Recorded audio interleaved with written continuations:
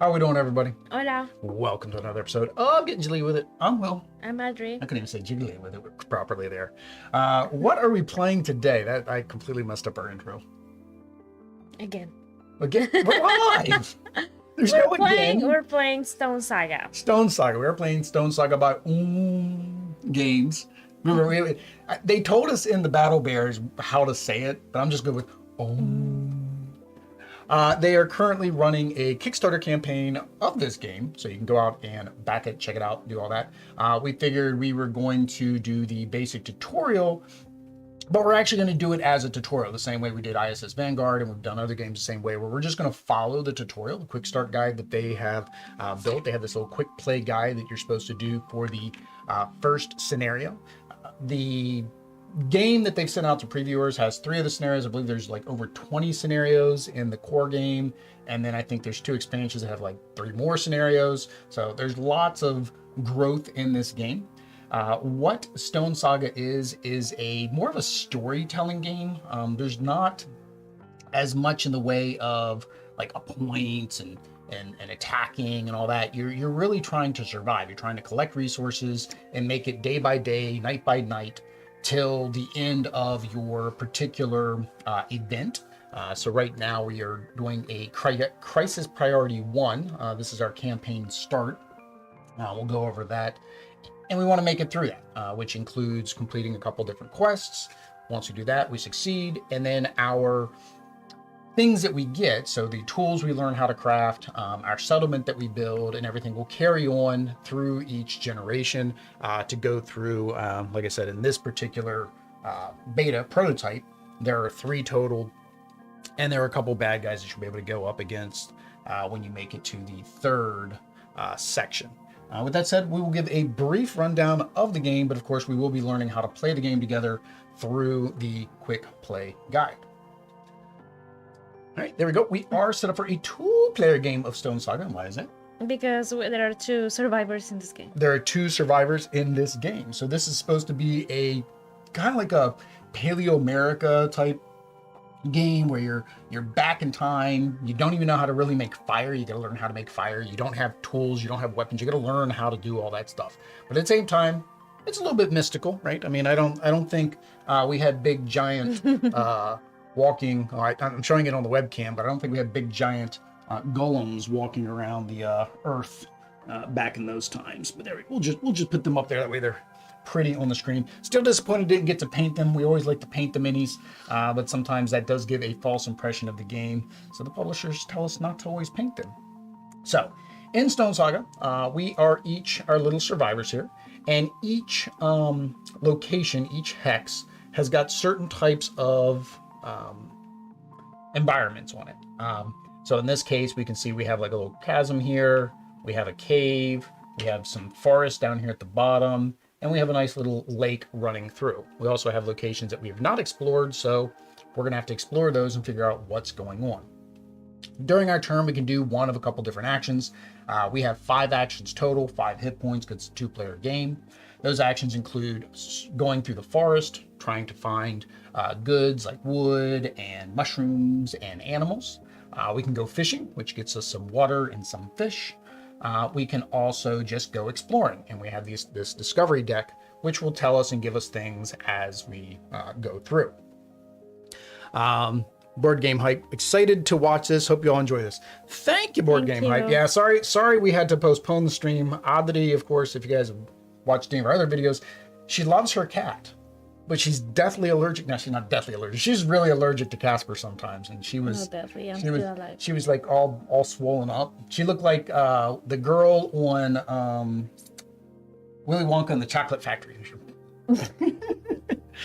But yeah, so you are trying to go through and complete these objectives. So the first scenario, the tutorial that we're going to go through, is going to be guiding us through each one of these quests. There's 1, 2, 3, 4, 5 that we're going to go through. The first one is having us find water. It's going to teach us how to teach us how to find water, teach us how to get fish, teach us how to forage, mining, and creating shelter, right? And then as we go, it's going to teach us how to explore. It's going to teach us how to gather additional resources. and then it's going to have us learn how to process materials and finally make tools. So that's the first age, the first crisis that we're going to be going through. And then in the next time, you're going to be doing that even more. And next time we're going to do even more. I plan to do the first and then skip the second and then just throw some stuff together saying we had done the second and play the third. But watching another playthrough, I think it was One Stop Co-op, it looked like it takes over 2 hours each. And we unfortunately don't have that kind of time today. So we're just going to play the tutorial. So I think that's the basic overview. We're going to go out, we're going to find stuff, we're going to combine stuff, we're going to make some new tools, we're going to hopefully survive through the night because bad things happen at night. Not that he's not happy about the bad things happening at night. One other thing, just to show you some other things that will happen as you go through. You do have these mantles that each of your characters can get. So mine is the mantle of the wanderer. So I am the wanderer. Adri is, it says on the back of the little token cards. This? Yeah. Mantle of the Seeker. Mantle of the Seeker. So as you evolve your civilization, you're going to be able to get these special mantles to add. Right now, we're new. We don't know anything, so we don't have any special abilities.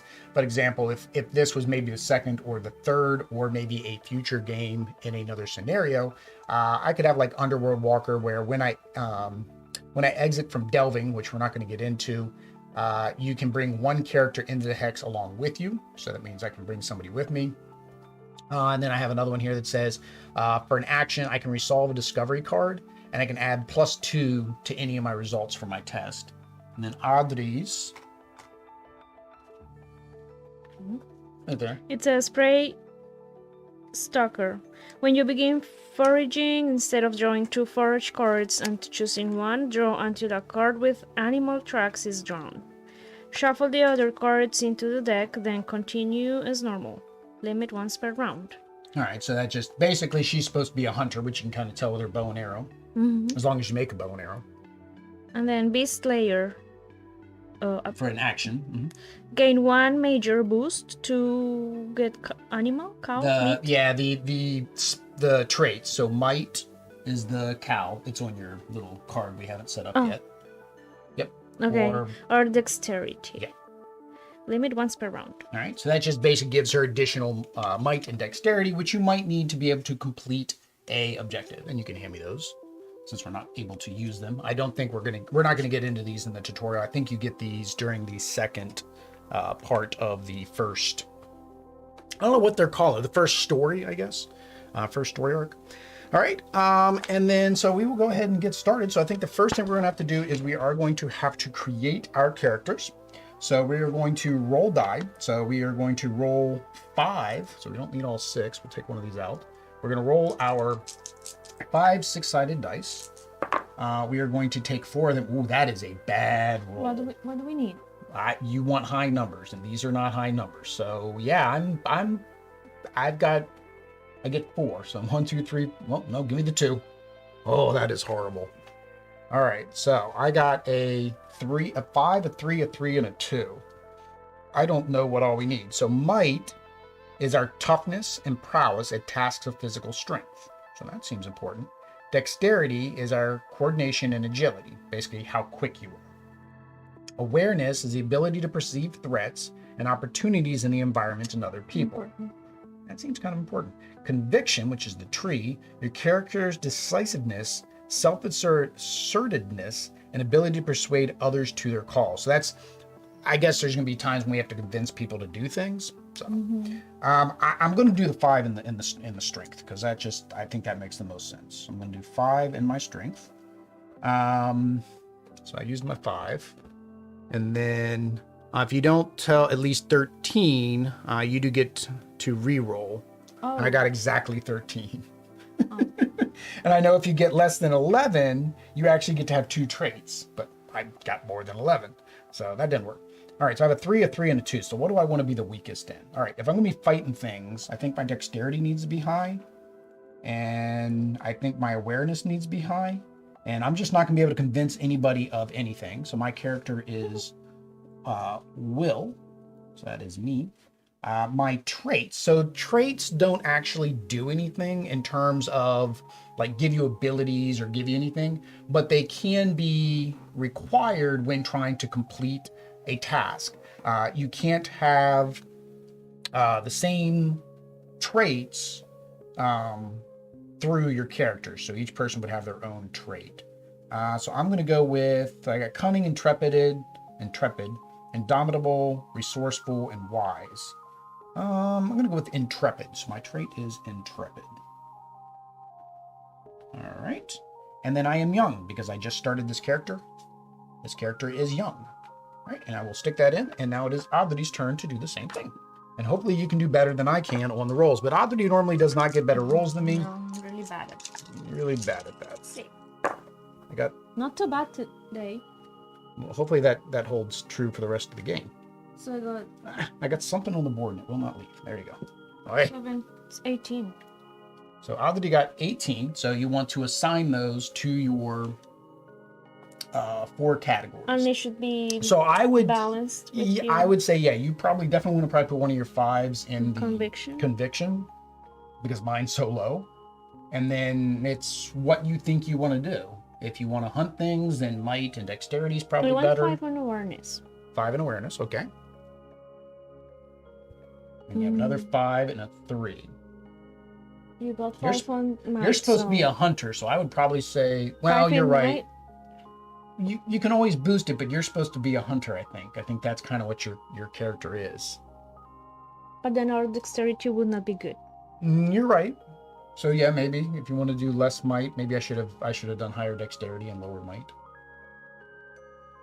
I wanted to fight things. All right, so then your character name is what? Just you. You can just put Adri. Now, when you make future characters, of course, they wouldn't have the same name unless I guess you could do like Adri the second and Adri the third. And he's young too. You're young. And then your trait, you can do, I did intrepid, so you can do cunning, indomitable, resourceful, or wise. Resourceful might be pretty good because I'm thinking maybe that allows you to have more resources. What are you? I am intrepid. I don't know if there's a definition of what these are or not in the rulebook to define an intrepid person, or whether we have to go to Webster's dictionary. Why is that resourceful or interesting? Maybe resourceful. Resourceful, yeah. I haven't gotten to the page where it's talking about those, but...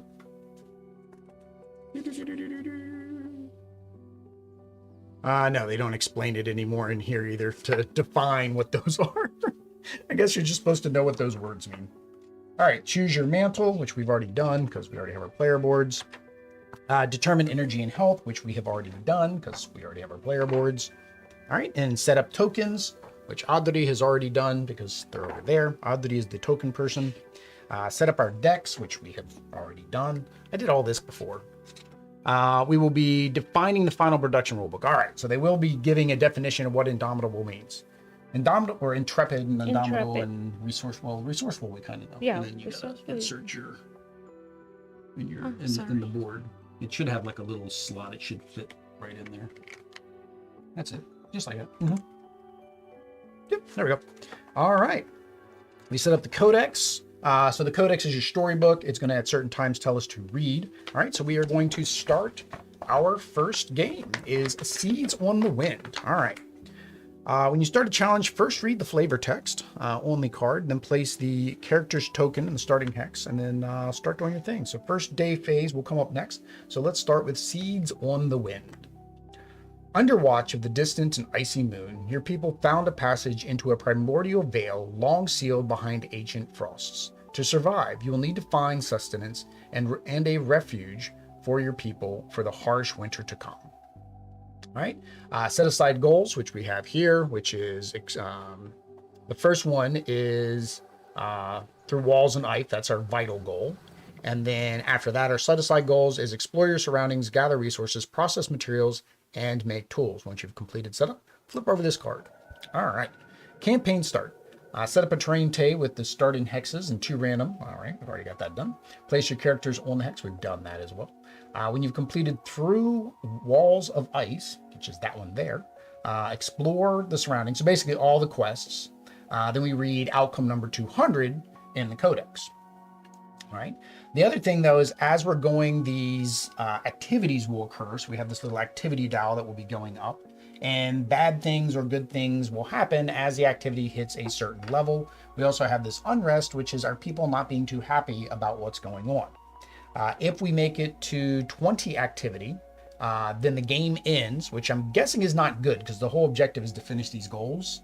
So I'm thinking if we make it to 20 activity, probably no bueno. But we will read outcome number 23 in the codex. All right, so we'll keep that there for that. All right, so the first day, in order of your choosing, the players take their actions, but in the order of choosing does not occur for Getting Jiggly With It. Getting Jiggly With It chooses who goes first by doing what? By rolling our 20-sided extra life die because we support Children's Miracle Network with donations. Yep. And you can also help them using the links down below. Links down below, yep. And you're odd. Yes, I am. Oops. That is a crit 20. So Oddly did a natural crit 20. So if you're in the chat and you feel generous, hit that super thanks or super sticker, I don't know. That's what you're supposed to do. Whether you do it or not, that's up to you. If you're watching later, super thanks, that's there as well. And you can donate to the Ninos, but we did get a nat 20, which is an even. So Oddly's going to go first.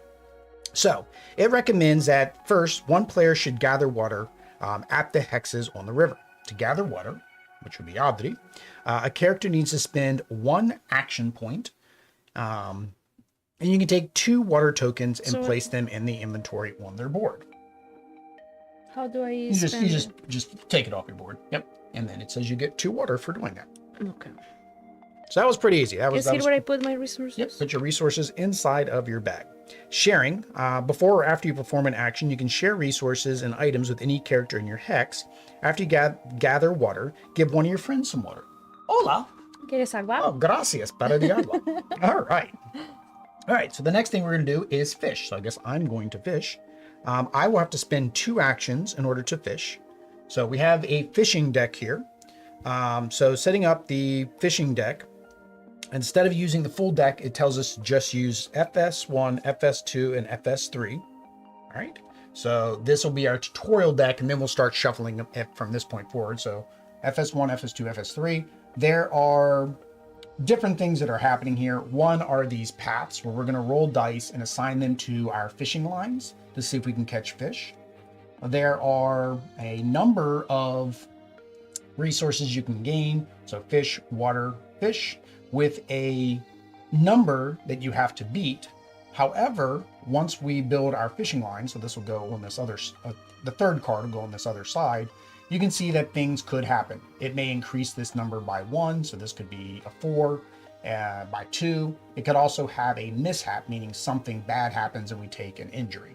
So with that, we're going to go ahead and shuffle. I guess it's kind of weird because you can see the back of the cards. I don't remember what side was supposed to be up. So we're going to say the fishing line side is supposed to be up, because that way we don't cheat about the plus and minuses. That makes the most sense. All right. So we got our 3 cards here. So we're going to move our dice tray over for a second. So this is our first one. So for our resources, we have 2 water, a fish, and a water and a rock. And then we have our fishing lines, goes right there. And then we have, we're not supposed to know what the objective is. I didn't see that. We don't know what the goal is. We don't know if it's going to be plus or minus. And then I get to roll, I think it is 4 6-sided dice. So I'm going to roll 4 of these. That didn't count. All right. So I got some pretty big numbers, which is actually really good. All right. So I have 2 5s, a 6, and a 1. So on these spots, you have either 2, 1, 1, 1, 2, 2. If it goes over multiple lines, like this one right here goes over the red and the white, then I can actually use that die to complete either one. So maybe I'll be successful in one because the other one gets a ×2 multiplier. Anyone that has 2, of course, we can assign 2 device. All right, so it says I can divide these dice between these strike locations. So I need a 5 minimum to get water, but we need fish. We really need fish. So I need to make sure we succeed here. So I can either do a single die, or a double die. So I want to make sure we succeed. So I'm going to go ahead and use all 11 on that one. And then I think maybe I will try to collect the stone, but I could try to also collect the extra water. So I can put that there. That way it counts as both. And I don't think a 1 is going to help me for anything because none of those are 1. So there's no point in even putting that on the board. I guess I could have put it here because I could have done 7, but I don't know. If I get it times 2, well, I'd still do it with a times 2 because that would be 6. But if I get like a 4, well, I'd still succeed. If I get a 5, I wouldn't succeed. All right. So now we're going to flip over this card and see what happens. All right. So on the black one, it's a +3. So that means that will be a 7. But I get a bonus item. For the red, it is a +1. So it's only 4. But there is a mishap. And then for the white, it's 5 + 2, so it's 7. So the best thing I think is doing both of those. So let me see if it lets me. I can't remember if I can do 2 or not. All right.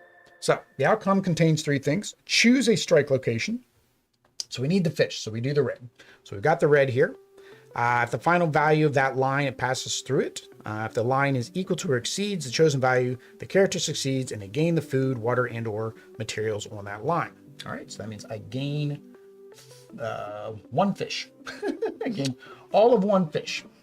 So 1 fish, 1 pez, por favor. All right.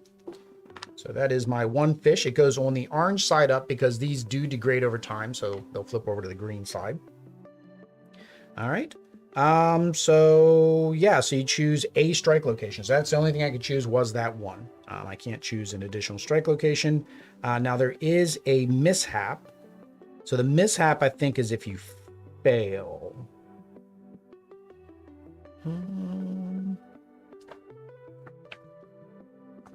Doesn't talk about mishaps here.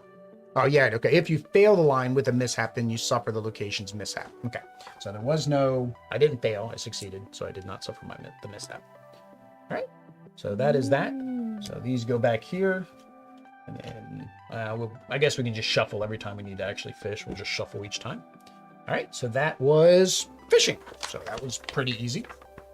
All right, so now the next player, which is Audrey, it is saying that you need to forage at a forest or plains. Well, we are currently at the forest. So in order to forage, you need to spend 2 actions. Okay. All right. And then it says, normally you're going to shuffle the full forage deck.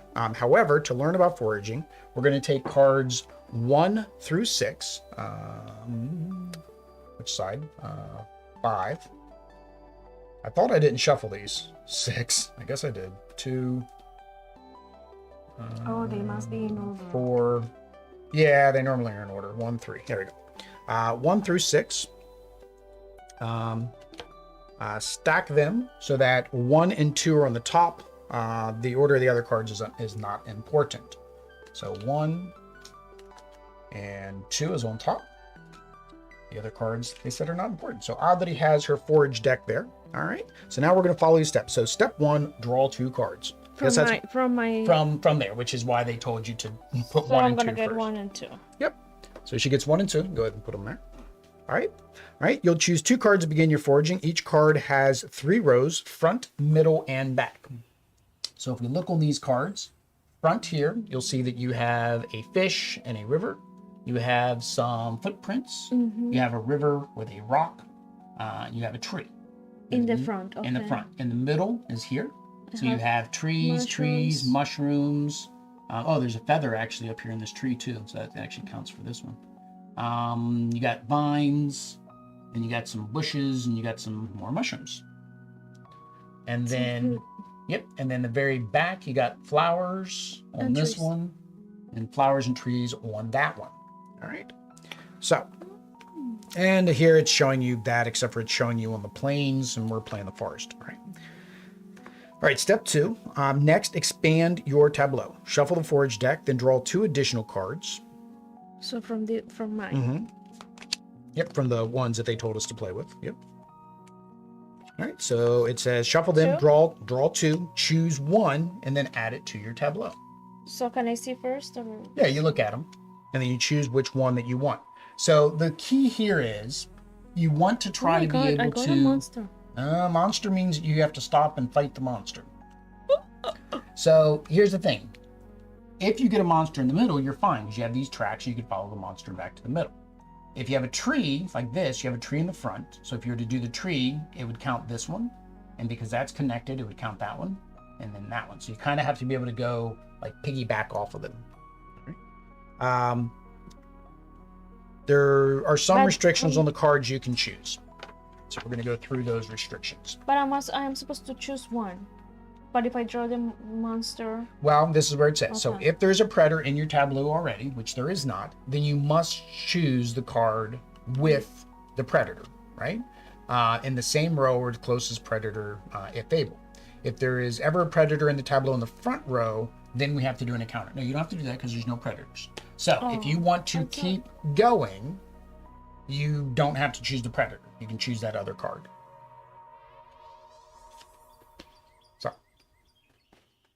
All right, so step 3, choose to harvest or continue to search. So now you have an option. You can say, okay, I'm good there. This gives me what I want, I think. Or you can say, no, I want to go ahead and push my luck and draw again. All right, so that's your choice now. It doesn't tell you what to do. It's giving you an option. So basically, return the other to the forest. I'm gonna do that. You're gonna go with this? Does it have to be shuffled? Yeah, well, if you're going to draw again, you would shuffle. No, not right now. Adri's not pushing her luck, and Adri likes to push her luck. No, but not because we just started. Because we just started, okay. So you got to choose the type of object in your tableau. All right, so you choose an object. It must be within reach. So within reach is the first row. So anything in the first row, the bushes, the fish. We said we need fish. Well, this would be getting water, and the fish is a bonus. This is getting water, the rock is a bonus. So those are bonuses. That sounds good, right? huh? So choose additional objects of the same type that are also within reach up to your harvest cap. Gain 1 of the corresponding tokens for each object that you gained. Now, our objective is gather water from a river, which we've done, fish at a river, which we've done. So we're currently foraging. However, well, I don't think you're supposed to look at the other cards. I've looked at them because, you know, I had to know how to play the game. But you are going to need certain resources later, right? Wood is probably an important one because of making fire, right? So yes, you could get water and you could get minerals in the fish, or you could do the tree. And because you can get to this tree, you'll get the bonus of the feather, and you get this tree, which has a bonus of a feather. 2 feathers there. Oh yeah, there's 2 feathers in there. And then you get this tree, you get this tree with a vine, and then you get both of those trees. So you'd actually have 1, 2, 3, 4, 5, 6 trees. You'd have vine, you'd have 2, 3 feathers, right? So the thing is, though, you are limited to how much you can bring back. So, unless you have an item or an effect to increase it, your harvest cap for all types of objects is 3. Note that when there are more objects of a given type within reach, then your harvest cap allows you to take, you choose those objects and then acquire them. So even though you're able to get all of that wood and all of those, I can only get you can only get 3 total. So I don't know what goods we're going to need for what. Well, we have water and... Because you do, I mean, you're right. You do have the, oh, that's a bone there. So there's a bone in a bush. There's somebody buried the bone in the bush. Those are the footprints. So if you chose this, then you'd be able to hunt the deer. You'd be able to hunt. But it's not telling us to hunt. I don't know. The front of the mill. I don't know. I think going for the wood's the most important right now. Because I know we're probably going to need a fire. All right, let's go there. So if you do the tree, so you can get up to 3 wood. If you want to get 1 of each, it'd be 1 wood, 1 vine, and 1 And what is feather. all that? What is the wood? Wood is it's the square ones. So there should be 1 that's wood. This one. Yep, the green ones are wood. Yep, or the green ones are your plants. So the vine is the one at the bottom, and then the feather is the one at the very top. Yep. So you harvested 3 different items, and they got to go into your bag. So that's one key thing about the whole game is this bag is your limited space. So you can only hold as much as that'll fit inside. So your it's bag. just one of each. I can no. I mean, it's 3 total, not 3 Yeah, of you can. each? No, you can. For all types of objects, is 3. Your harvest 3, cap, okay. total cap. Now you want to make sure that you keep these. There are these little black arrows on the bottom. You have to make sure that black arrow is up until you've processed those into something else. Okay. So they should all be right because I think I've got them all right there. But just double check when you pull them out and make sure that they're right. All right. So that was Oddity's turn. And then there is... That's if we were going to do an encounter, which we did not do an encounter. All right. We did not fight. All right. So the next thing is the next player. One player will choose to mine at the chasm. So that is going to cost me 2. All right. So we're going to follow these stuff. Shuffle the mining chips face down with no symbol showing. What is the mines? These are these. So basically just randomly grab 2 of the red ones. So just without looking at them. Well, shuffle them. I don't know. How many? All of them. And then choose 2. Shuffle there. Shuffle in your hand, I'm sorry. And then put 2 of them in here. All right. Oh, I see why. Yeah, there's stuff on the back. Sure There's stuff on the back. I was not sure. There are runes on the back of them, and basically that's going to affect. So before things. I don't put them all, I just pick 2 2 and put them there. Put them there, all right? 1 blue one. So that is a cloud Shuffle stone. as well. Shuffle. 1 blue one. And 2 river stones. So river stone are the rocky, dark ones. Yep. They're the more rocky looking ones. Rocky and Bullwinkle. All right. So we got them all in there. Place these chips inside the bag. So the thing is, you are allowed to feel the chips, so you can kind of feel out. I was like, is this a magic bag? I felt down and only felt 1 because the other ones landed on the side here. I was like, where are the rest of them? It's like, is it a magic bag? And they all disappeared on. All right. Pull 1 chip out of the bag, gain a mineral matching the chip. Then resolve the effect associated with the omen on the back of the chip. All right, so I think, I don't know what we're going to need. I remember it says we needed certain things, which I think are these. So I think I'm going to go with, I really don't know what these feel like. You're supposed to... Oh, no, I'm going to go with this one just because. All right, so we have a sunstone and we have a moon. So I get 1 sunstone, por favor. This? Yep. And I have 1 action left. You have 2 actions left. One of us is going to have to get some more food, I think. And And then we have to resolve what this is. So if the omen on the chip is a moon, it matches the starting omen of your challenge card. This means that you resolve the match effect and read entry 188. So that is our current thing because we have moon and moon. So that does match.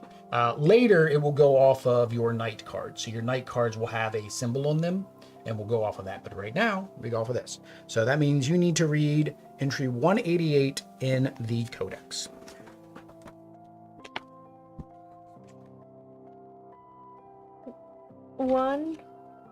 Huh? What do I have to read again? 188. 188. While she's doing that, it says I can choose to pull another chip out of the bag up to 1 more time or stop mining. I'm gonna guess if I pull another one, you still have to resolve the. How do I point them? They got numbers. They're all in. Oh, they're in different order. Oh, 188. She found it. I'm guessing they're in different orders so you don't cheat, but that does make it harder to find. I don't know if there was an index in the front it could have looked at. All right, so Oddity's reading 188, so I'll wait to draw my other stone. It says you put your hand into something wet as you delve into earth and find a pool of strange silvery liquid. Oh, silvery liquid. There must be a trick to capturing this strange liquid. You may spend 1 lore to gain 1 moon blood. If you don't If you don't, gain 1 river stone or 1 cloud stone. So I can spend 1 lore. It says repeatable. Yeah, so it says I can spend 1 lore to gain 1. Well, we don't have any lore, so we have nothing to spend.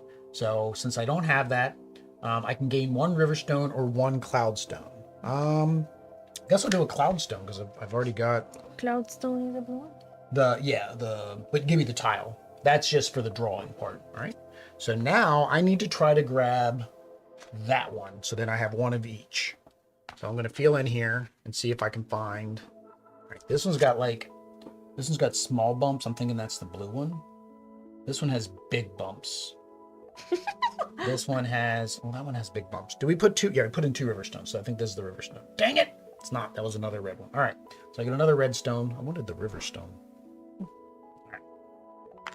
So I got 2 of those. And then this does not match, right? So if the omen on the chip is a comet, so I do have to do this one. So it is a comet, so I suffer 1 minor illness. So that is the green ones. I shouldn't have kept going. So this is the push your luck part. So on these tiles, you'll see there's a big symbol and a small symbol. So if you get a major, it's the big one. And then it flips over to minor at night, and then at night the minor goes away. So there you go. So that does take away 1 of my health points. All right, so those are those. Those are those. Those are those. They can all go back. And Maggie. All right. So, big old graphical artist thing. So it says resolving the first night phase. However, we do still have actions left, so we can still do things because we still have actions. You don't have food, so you might want to go fishing or hunting. So they both cost 2. For 1, I don't know what I can do for 1. You can, just choose. Do you want to go fishing or do you want to go hunting? Hunting. We haven't been hunting. All right, so Adit is going to go hunting. All right, so shuffle the forest deck. So I can move, I can process a material, which it hasn't taught us how to do yet, but so I don't really want to jump ahead of that. So I'd probably just keep my 1, but you need food. That's kind of important for you. Okay, draw how many? 2. That's what you get for playing with Mercury, I guess. Moonblood. Sure. All right, so you keep these because you can keep going. All right, so you put your first 2 out. There is no animal in the front, so you did not get ambushed. So now you have to draw 2 more and pick 1. I'm in the front still? It's always the front. Okay. So he can't attack you because he's not in the front. However, you are good to attack him because you've got footprints that go back to him. So, but you do have to draw, you have to draw 2 and add 1 more. That's, I think, the minimum you have to do is at least this one time. At least the way the description was in that part. Right. Yep. So then you have animal. Okay. So you're going to go there and forage and hunt, or I guess in your case, hunt. Hunt. All right. So Aditi's going to hunt. All right. So she does have the foot tracks. So, all right. So here is the encounter. So if you follow an animal path to an animal, or if you draw a card with the predator in the front row, you have an animal encounter. After the animal encounter, proceed to step 5 to stop foraging. Do not harvest any other objects as you spent your time hunting instead, which is what we wanted to do because you want meat. All right, so here we go. So there's large prey are found only in the forest. When a character has a large prey encounter while foraging, they must hunt. You cannot choose more than 1 large prey to harvest during a single thing. So there is the large prey. And then there's a thing.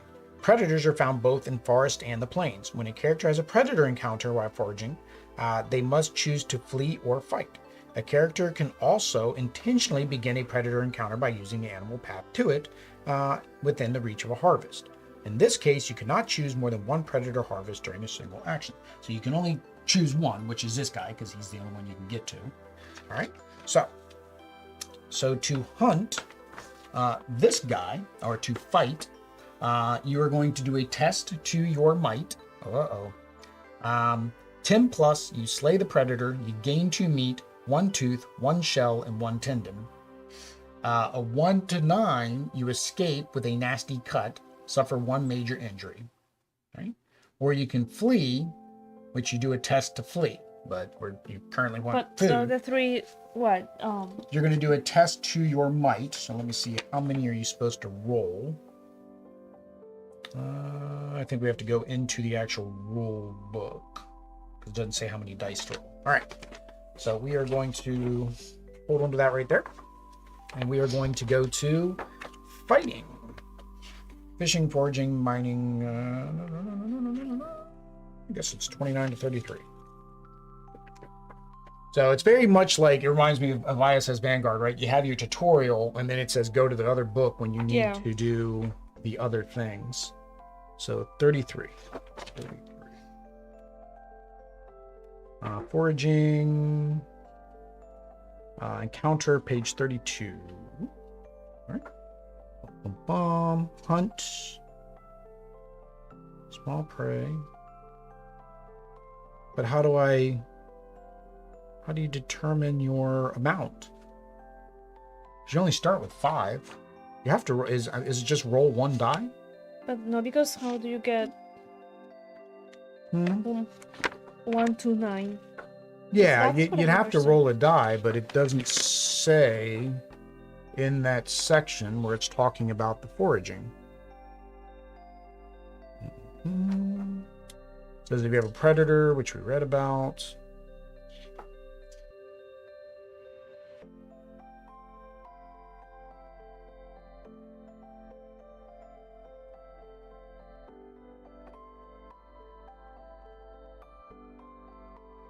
I'm going to guess you have to roll a die. I mean, that's the only way I could see that you could do a test. The question is, how many die are you allowed to roll? Yeah. Behemoth abilities, reaction. I'm looking in chat. Nobody in chat has said how many. Behemoth activations, solo play. Activities. I think it's at the beginning it did say something about dice. How let's see here. Booklets, dials, challenges, tokens. Oh, here we go. Standard 6-sided dice, re-rolling dice, turning dice, tests. Okay, tests are the main mechanism to which abilities and traits are used. When a game affects instructs your character to make a test, they generally roll 1 6-sided die and add the ability value to the game effect.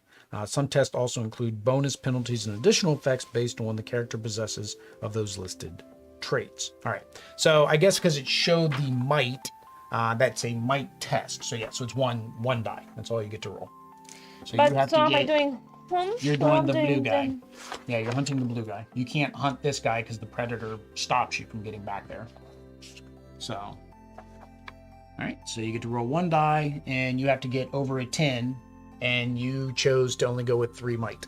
So you cannot do it. It's impossible. Even if you get a 6, you would get 9. 10. Yeah, you can't get 10. It's impossible. But it says from 1 to 9.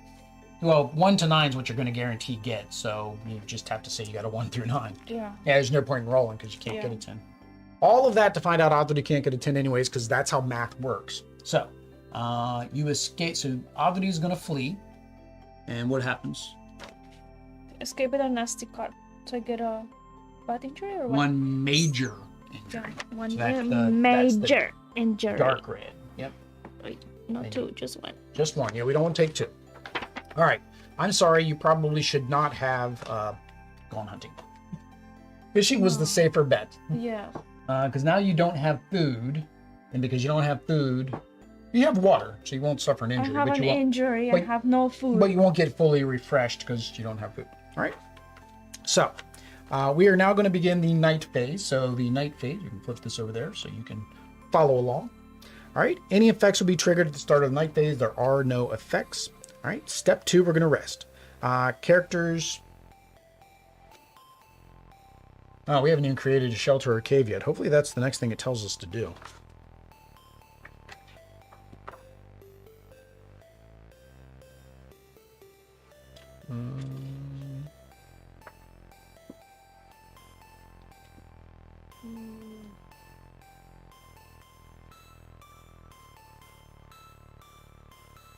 Oh no, see, it didn't tell us to make a shelter.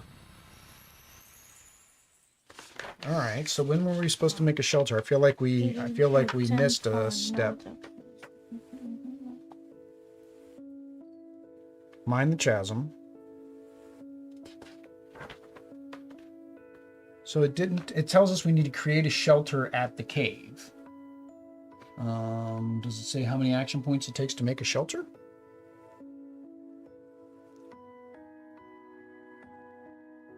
It says process materials or craft items. Does that include a tent? Oh, no, it says here. So resolving the first night phase. You found the basic supplies you'll need in the valley, but night descends and the temperature drops with the sun. You'll have to rest as best you can despite the lack of shelter. Each night phase, you'll have a chance to rest. They must face the perils presented by drawing a night card. Every night, players resolve the following steps. All right, so we don't have a shelter, so it hasn't told us to make one yet. Although we need a shelter to continue. So maybe at some point it's going to have us make a shelter. I don't know. So we automatically gain 2 action points because we are playing with 2 characters. Normally you would only get 1. Right? If you consume food, you get 1 action point, which you can't do, but I can. If you consume water, you get 1 action point. I'm good there. Did I consume water? No. Yes. You drink your because water. it's in my water. Yep. In my... So that gets you 1 action point. If we're on a shelter or a fire, which we're not because it didn't tell us to do that, you get an action point. If you're full of action points, then you do get a boost to one of your things. Oh. So I'm going to boost my might because I think I'm gonna try to actually beat something. Unlike Oddity. All right. Additionally, if a character didn't eat any food or drink water, they get a minor injury, which we both ate and drank, so how we're do good. hex get fire or I don't know. It hasn't. Yeah, it's this okay. token here, but it hasn't told us to build No. a shelter or a fire yet. So we have not done that yet. Action struck, you gain a minor boost. That's what you got. See? Which, yeah, I got a minor boost. Mm-hmm. To any ability. Yep. Yeah, so now we're on, if they didn't eat, which we both ate and drank, we would normally suffer a minor injury. We don't do that. If a character both ate and drank, they can degrade 1 injury or disease. Flip a disease a major or remove it. So I can remove this disease because I ate and drank. Mm-hmm. If a character refills energy completely, which I did, I gained the minor boost. All right. Some food can be eaten if it's processed. We don't have to worry about that because we haven't got any of that food yet. Boost. When a character is instructed to gain a boost, +1 on the side, which is what we did. Character makes a test using a boosted ability. They add the value +1 or +2, then degrade the boost, reduce it 2 to 1, and 1 gets removed. So, okay, so that's neat. So if this was a +2, because I haven't done, say next time I get fully boosted, I decide to boost this one again, it would boost it to a 2. And then if I use it, it goes back down to a 1. And if it's a 1, it goes away. Okay. So it's got a little X and a little arrow at the bottom. That kind of, same as this stuff, right? All right. Degrade food. Well, we don't have any food to degrade. Tend to fire. We do not have a fire. It says if you had a fire, which we don't.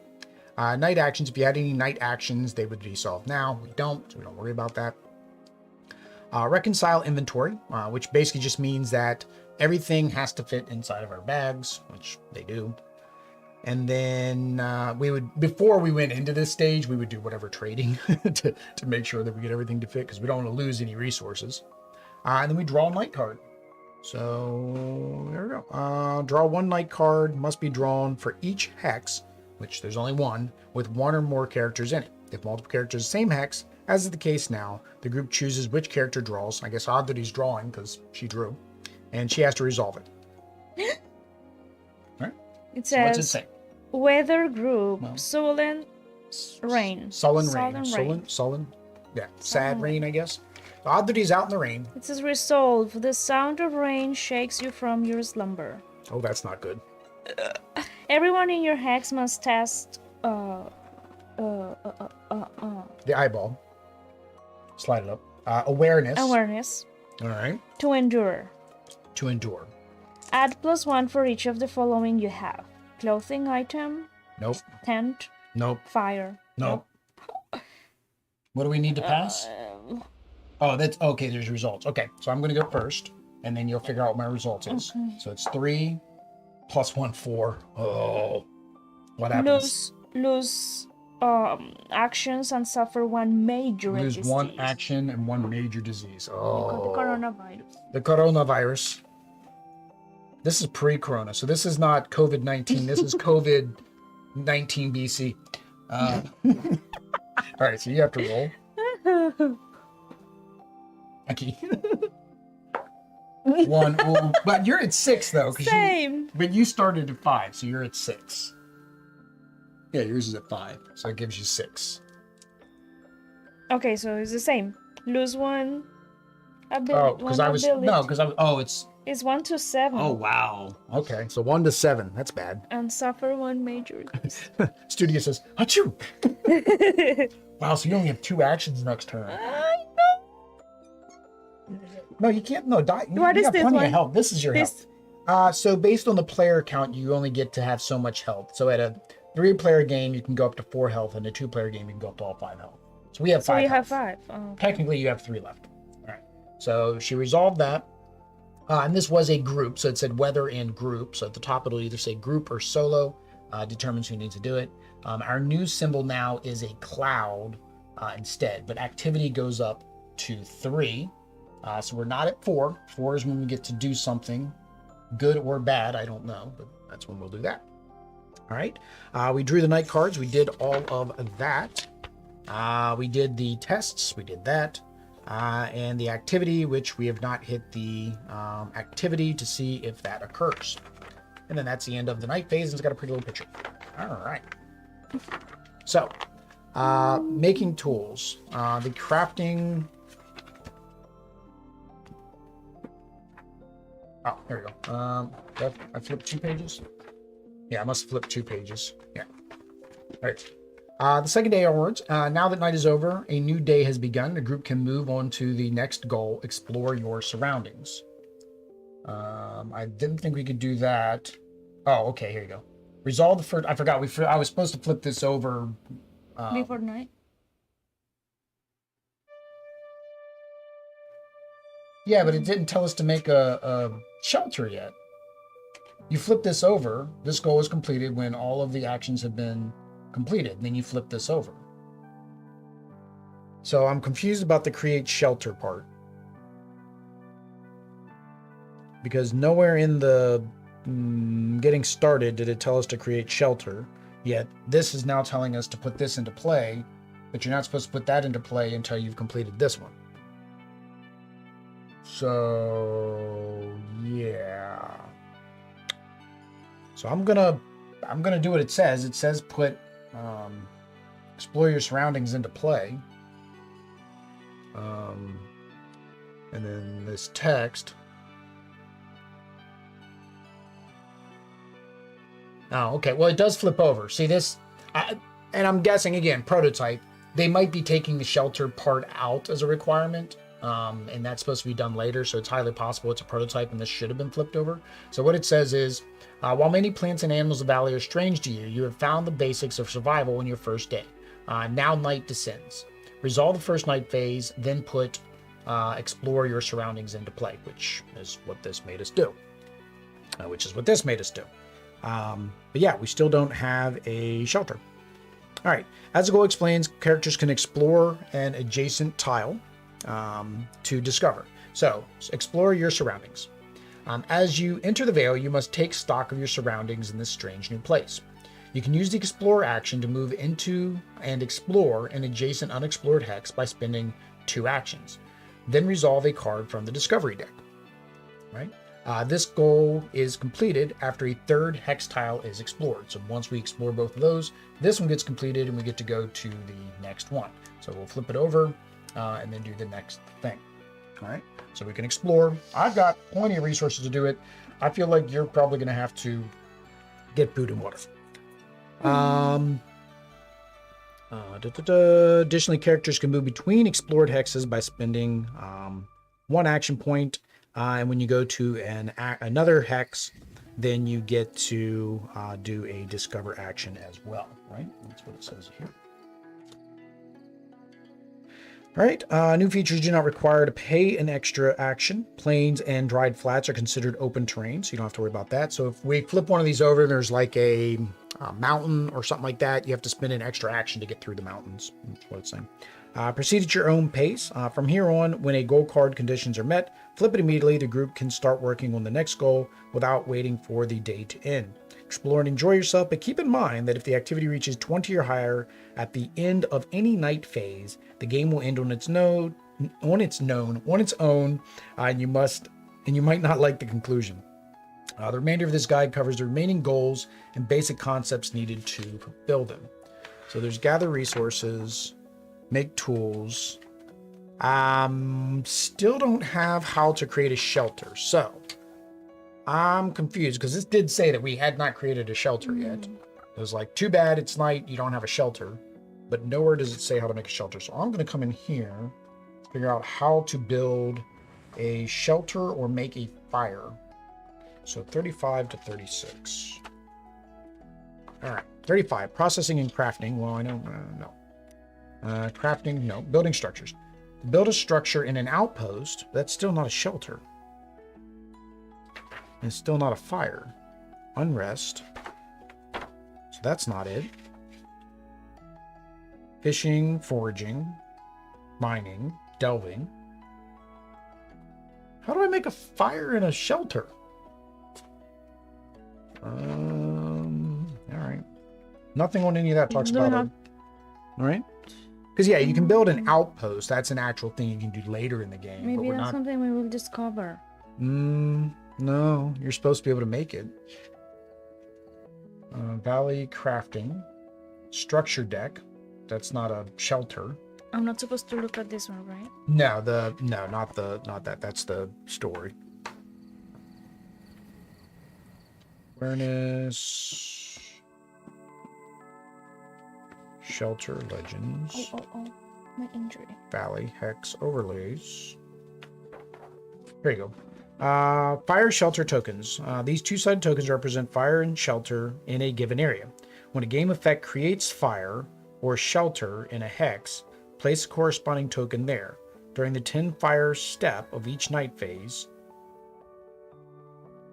Oh, so it didn't. Maybe we missed that during the setup because there's a cave here. So maybe because a cave is automatically counts as a shelter. Oh, but that's weird. Then we would have that now. Yeah, then we would have that now. Well, does that change if we had a shelter? At +1 for each of the following. We still would have failed. We still would have failed. However, this is something that's written here. It says, phase pairs of the night represented by. Oh no, here you go. Yeah, it even says here, you'll have to rest the best you can despite the lack of shelter. So maybe one of the discoveries gives us a shelter. That's what I was saying. Oh, yeah, probably. Okay. So yeah, we don't have a shelter yet. So I guess we'll find out. Sleeping on the ground. By sleeping on the ground. But that does need to be clarified somewhere in the book. At least in the getting started, why you don't have a shelter. Like maybe in that sentence where it says you don't have a shelter yet, you will find one through discovery later, right? But again, it does kind of contradict that quest card that says we needed to create shelter at a cave. Yeah. Unless you can just create and it doesn't take an action to do so. But again, then that contradicts this. Yeah, I don't know, guys. So again, prototype, probably something, one of those two is probably wrong. Not sure which one. All right. So now we are going to go. It doesn't hold our hand anymore.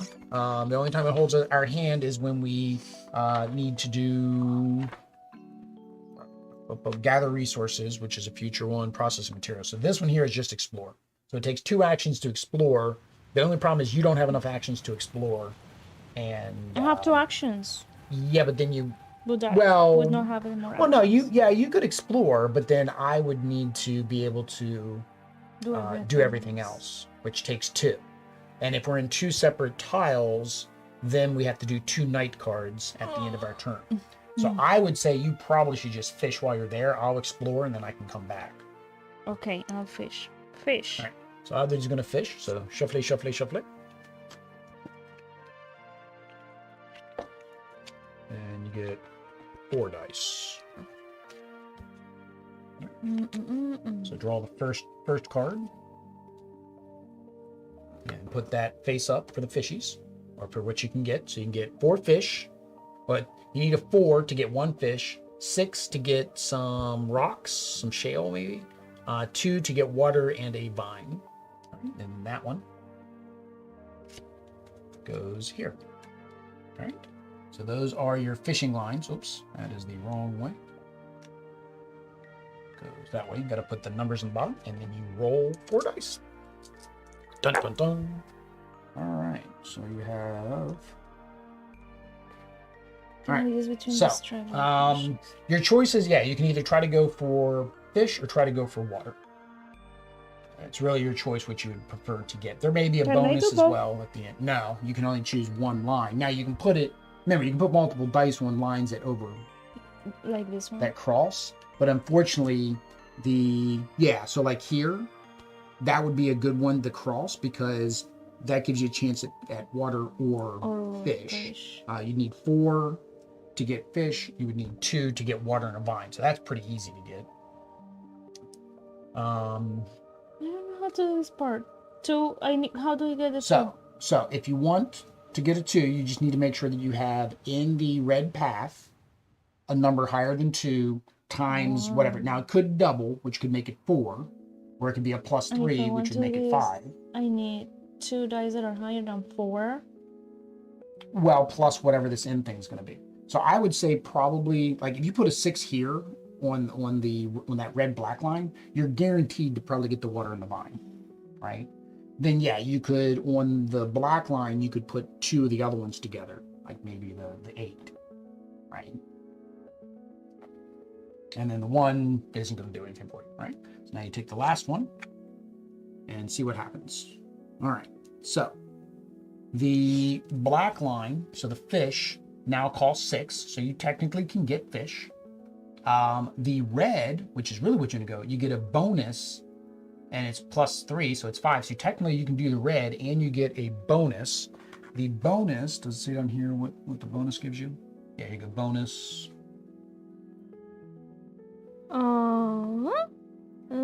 Gain the resources on any bonus connected to that line. If the dice sum is less. So in any bonus, but what is the bonus? It didn't say there what the bonus is. All right, so let me go in here. Let's see what bonus is. All right, fishing. Step 3.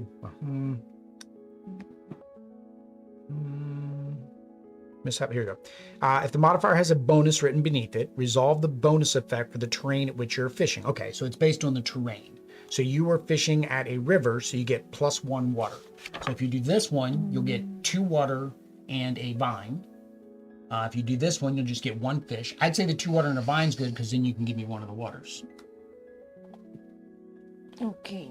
So 2 waters and a vine. Can I give it to you now? Yep. You can trade it to me. And vine, yeah, was the one on the bottom. All right. So Oddity fished for her 2 action points, which is all of the action points that she has. All right, so I'm going to spend my 2. Wait, so I lost this one? Yeah, that was your action. Yep. So I have to rest. Well, that'll be tonight. All right, so I'm going to explore this one here. When you place the tiles, there are numbers at the bottom. You just make sure that you put the numbers where they need to be. And there is a path so I can get through. And then I do need to do a discovery card. I did not shuffle the discovery deck because I wasn't sure if it was going to tell me to or not. So we will shuffle the discovery deck. Looks like there's a lot of shuffling in this game, so pick up the sleeve pack on the Kickstarter. All right, so I get a discovery and I have to resolve the discovery. All right, discovery. Narrative. It's a narrative discovery. Flourishing futures. If you have 2 plus nuts, choose 1 and resolve. Nuts? Otherwise, yeah, I don't. All right, so otherwise, redraw. The nuts over there. All right. Discovery, a faraway promise. Resolve if your hex has a mountain. It does have a mountain. And at least one empty adjacent space. Otherwise, draw. Empty, yeah. Yeah, so these tiles are broken up into quadrants. So that's a quadrant. That's a quadrant. I think it's broken up into thirds. Just like this one? So this one has... Yeah, it's not in this one. It's in the rule book in here. So each tile is broken up into sections. And only, so it's broken up into these like diamond sections.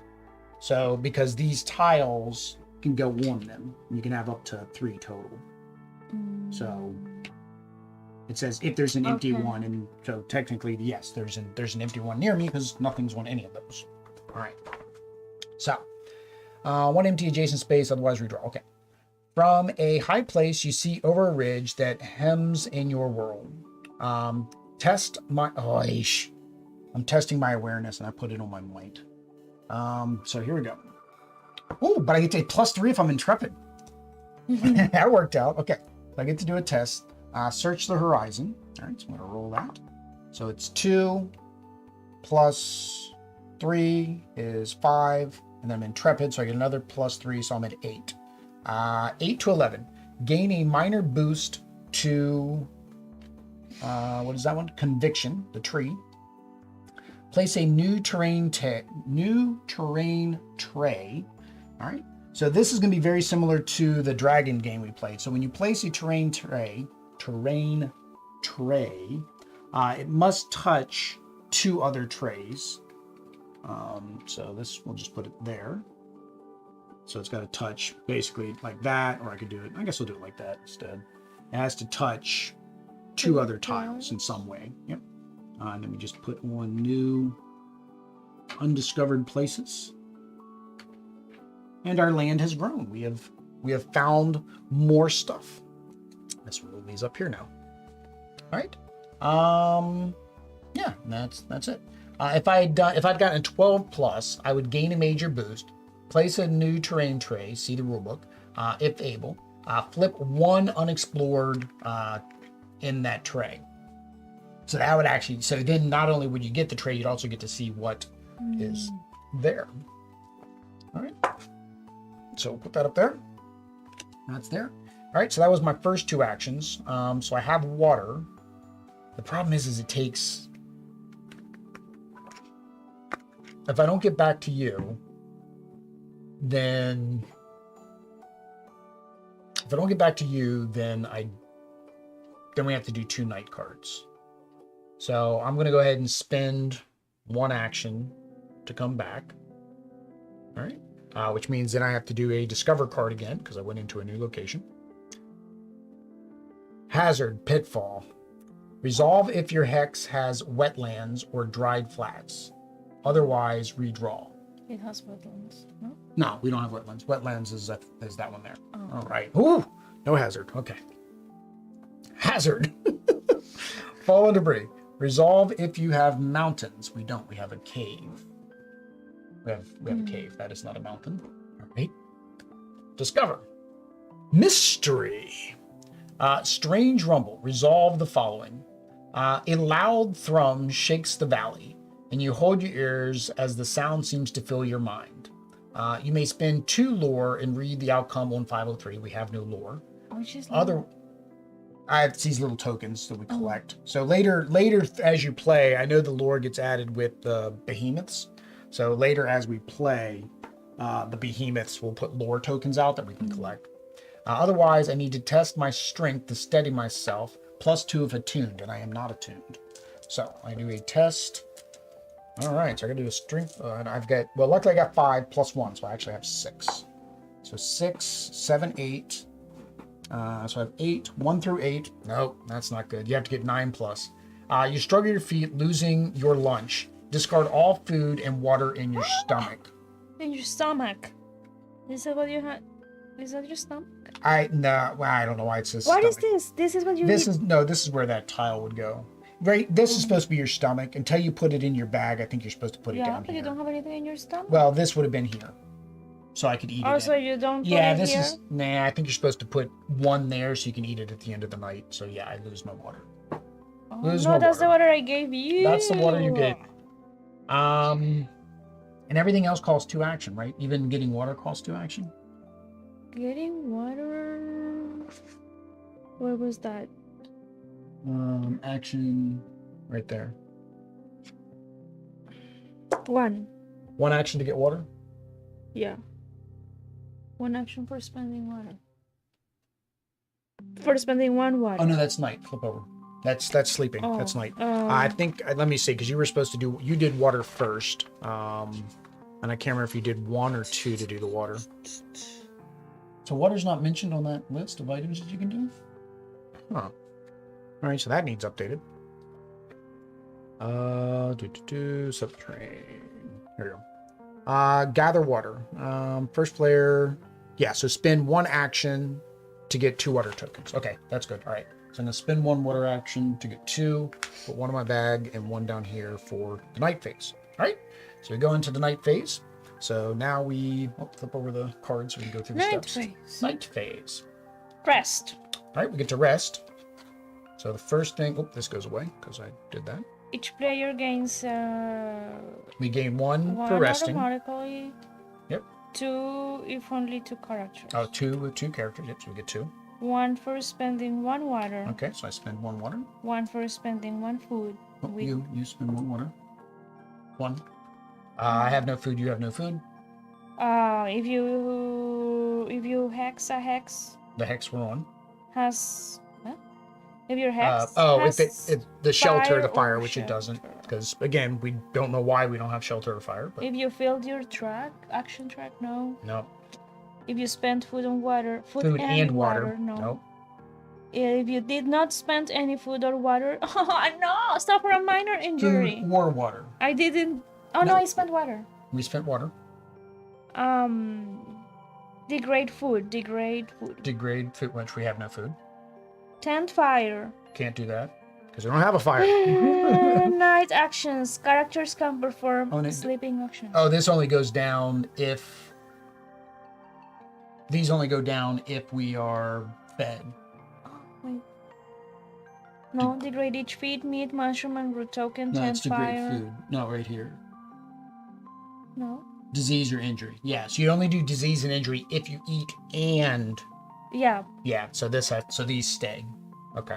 Yeah, and All right. water. So now we do the night phase, right? Wait, we're Night here. actions. Yeah. All right. So I've got more health than you. I will do the night action. Weather, group, doesn't matter. We're all doing it anyways. Deadly chill, resolve. You wake up shivering as the temperature drops precipitously.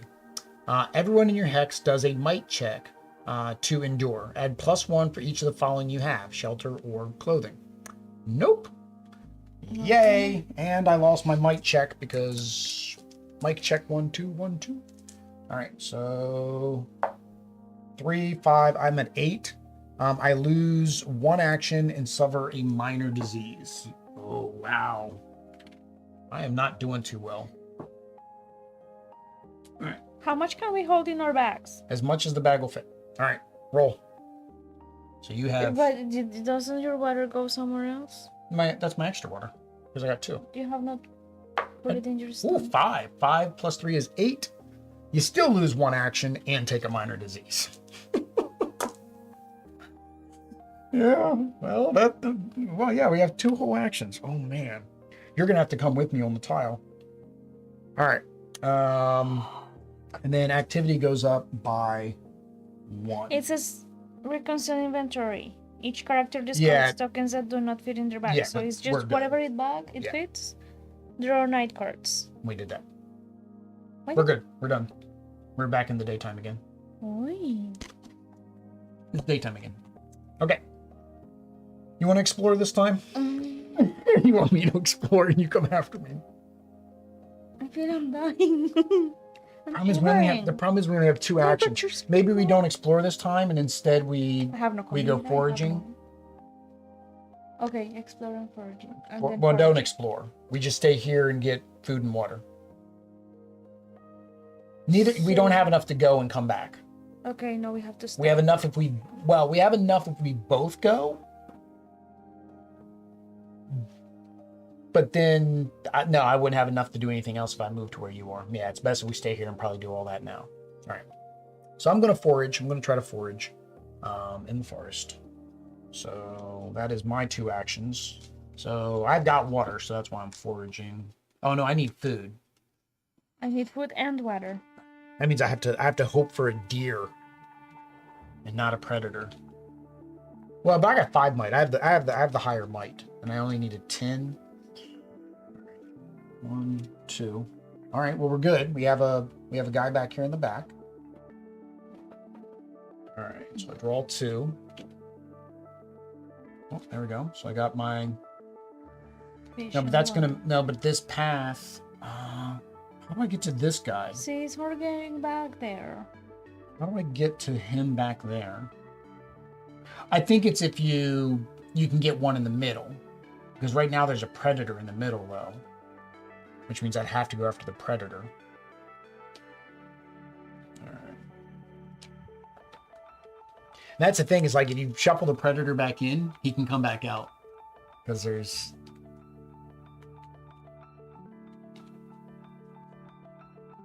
All right. So 1, 2.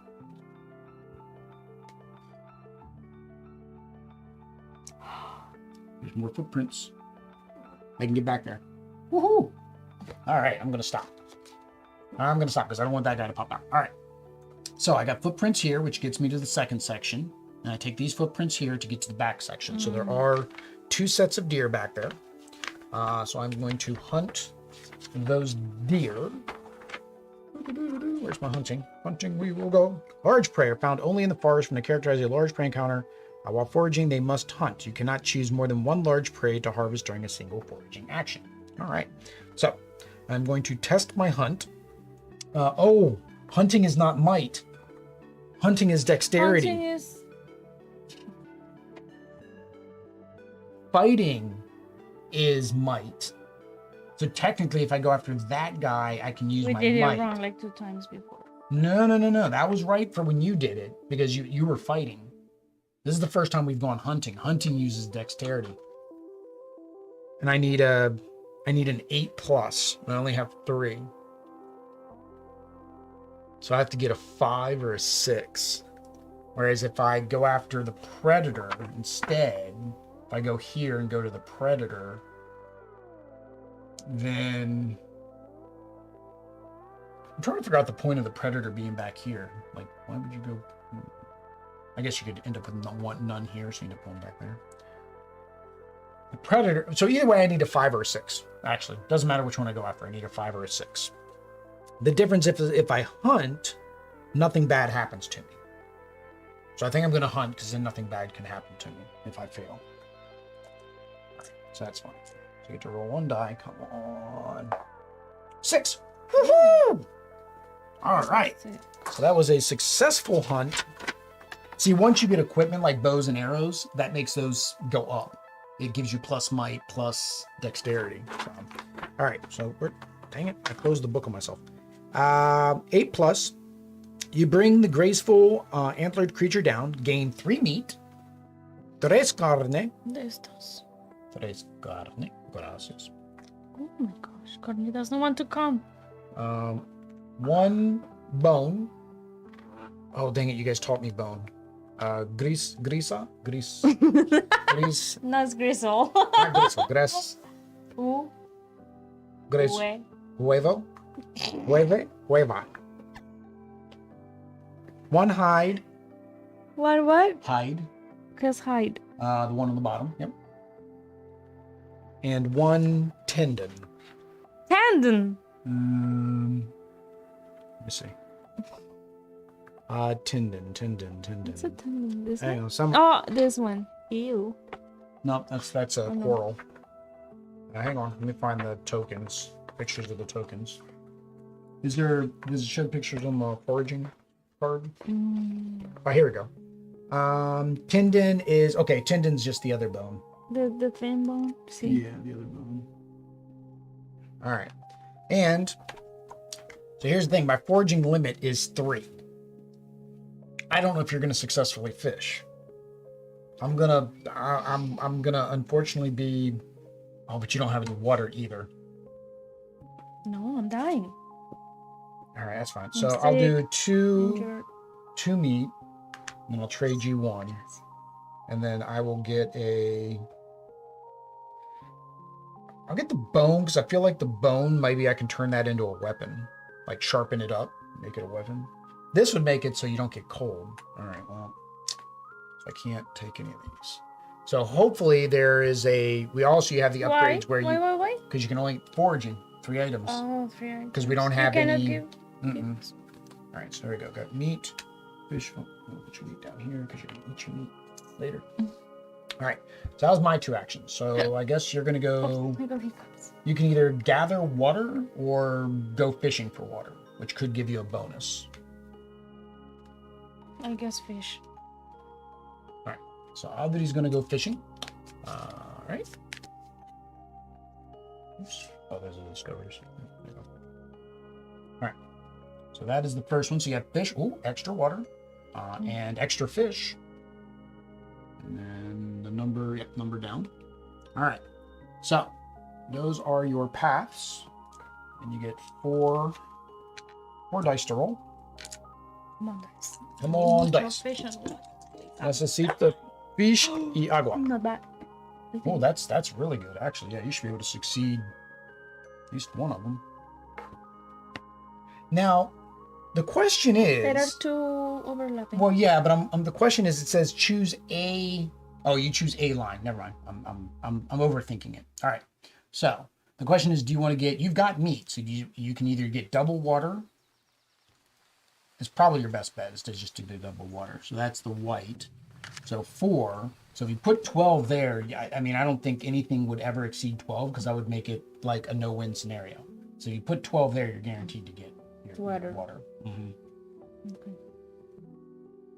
And then since that's what you're working on, I don't see the reason to even put those out because you want the water. Yeah. Well, a backup plan. But what about this? That's fine. Yeah, I mean a backup plan. So here, put 3 there as a backup plan, and put 5 there as a backup plan. Yeah, so fine. wait, this one. All the 3 3 are there. So. Yep. So it counts for all 3. Okay. And then one more. Uno más. Nope. Other way. The pluses. All right. So. You were trying to do the white one. So it's 4 plus 4, so 8. But you also get a bonus. So that's actually going to get you 3 water. Yeah. That's good. I'm gonna give you because you wasted. Well, or, hang on. Wait a minute. Wait. Hold on. Put the 3 water back. Or the 3 plus 3 is 6. Oh, it was 5. Dang it! That was if you would have done 11 instead of the 12, because that gave you the bonus 2. You would have got 1 water and 1 fish, which would be good for. Well, you'd still need to get water next round, so that's fine. So yeah, get the 3 water because that helps us. Do I drink one? Yeah, you'll want to drink 1 tonight. All right, so that is that. All right, so night phase again. We accomplished very little today. We do get 2 for a 2-player game. Oh wait, did I? Fishing? Yeah, you just spent those. Yeah. So I gained those 2 back. All right. We eat and we drink, so we First... get one back for each of those, right? Oh, you drank on 8. So, eat and drink. I didn't. Did I? Eat and drink now. You do it now. You eat and drink now. I eat and drink now. Okay, yep. Okay. And then again. Oops, I put the card in the wrong spot. So you get 2, 1 for each. And then you gain. And then. No, we don't have fire because again, we don't know how to make fire, make shelter. If you spend food and water. No. Yes. What? Wait, if you this. If you spend degree 1 disease or injury. Let Oh, if we didn't, you we didn't get spend all, we didn't do everything, so we don't get the boost. Yes, we But did I one of spent each. food and water. Yeah, so you get rid of one minor injury. It doesn't say minor. Oh, see, minor. Boost. Minor. No, it says degrade. Downgrade. Correct. Downgrade means taking. Degrade, which means one disease or injury. Yeah, which means take it to the next one. So if it's already a minor, then it goes off your board. So that just goes off your board. Oh, but if I want to put this one minor, then you've got one less hit point. Technically, you just want to keep downgrading them to get rid of them off your board. All right, that should be it. I don't think nothing else. No, degrade food. Yeah, no. Fish, meat, mushroom. No. Turn fire. We don't have any fire.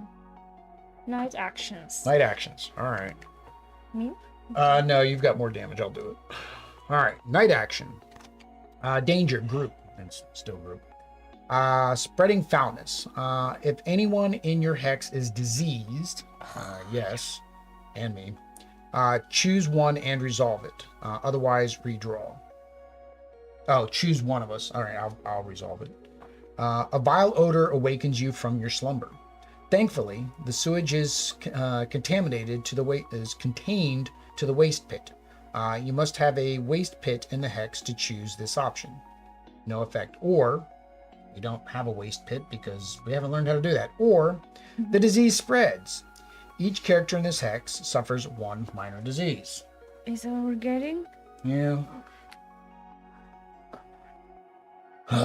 Activity +2. Oh, actually, I'm sorry. On the previous night, we did hit 4, and we missed this.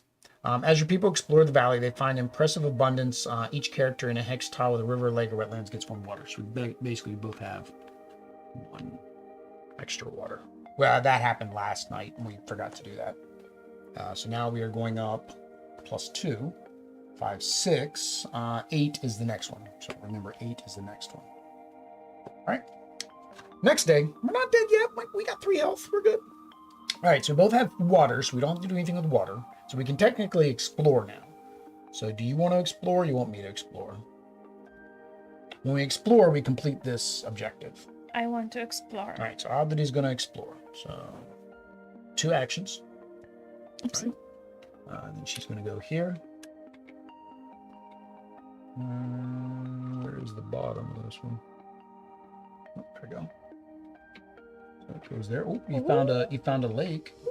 You must spend 1 additional action to cross a terrain feature in either hex. Yeah, you didn't have to, because. Then resolve 1 discovery card. Yeah, and then discover. Discovery: Beast of the Valley. As you explore, you spot an imposing antlered creature, much larger than the others of its kind you've seen before. Its head turns to face you. Uh-oh. So you're going to test do your 3. Which is good. You got 5. Conviction. Oh, I'm really bad at persuasion. Oh, to get the extra bonus. All right. So you got to do this. At +2 if you are indomitable. Which you are not. You are resourceful, which means if that would have been a find some resources. All right. So you got to do your test.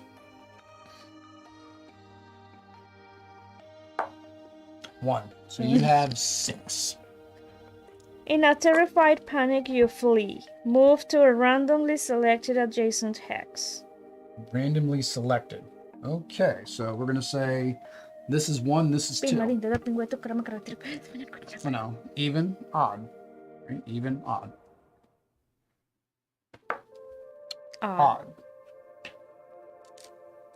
All right, so you ran away. That's all.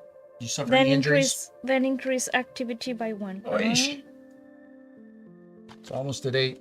Where does this go? Discovery, discard pile here. Now, technically, we just put them on the bottom. We're not going to make it all the way through that deck. I don't remember if I shuffled the night deck. I think I did, didn't I? No, I did not. Nope, never shuffled the night deck. What is the one that we are not supposed to shuffle? Well, no, it was when we first started. Now we do. Everything gets shuffled now. But this one I forgot to shuffle at the beginning of the game because I wasn't sure if it was going to have us play out a certain scenario. Like the forest. Yeah, but it didn't. All right, so there we go. All right. So everything's been explored. So explore your surroundings is now completed. All right.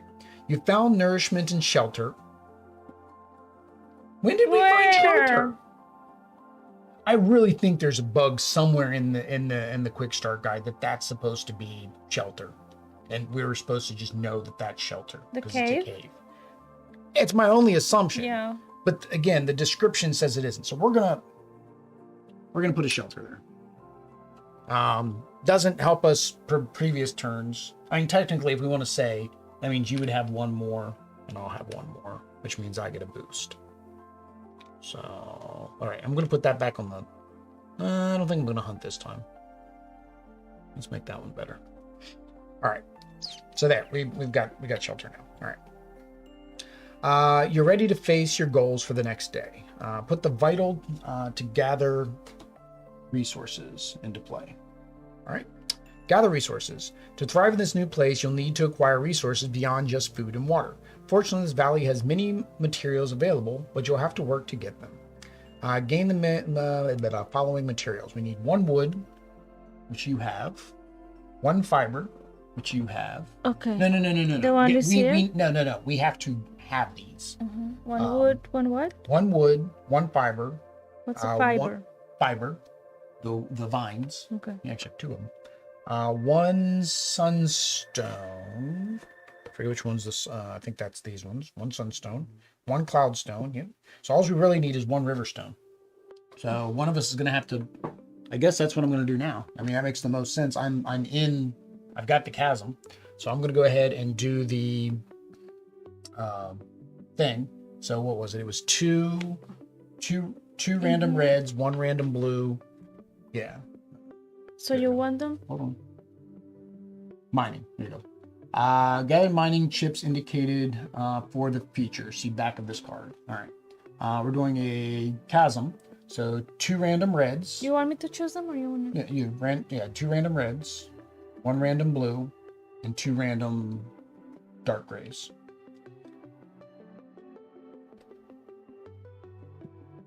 So that's what I'm doing. Chasm? Chasm. Yep. Oh, actually, I could do the cave too. 1 and 1. But we need these gray ones. So no, I'm going to do the chasm because we need that gray one.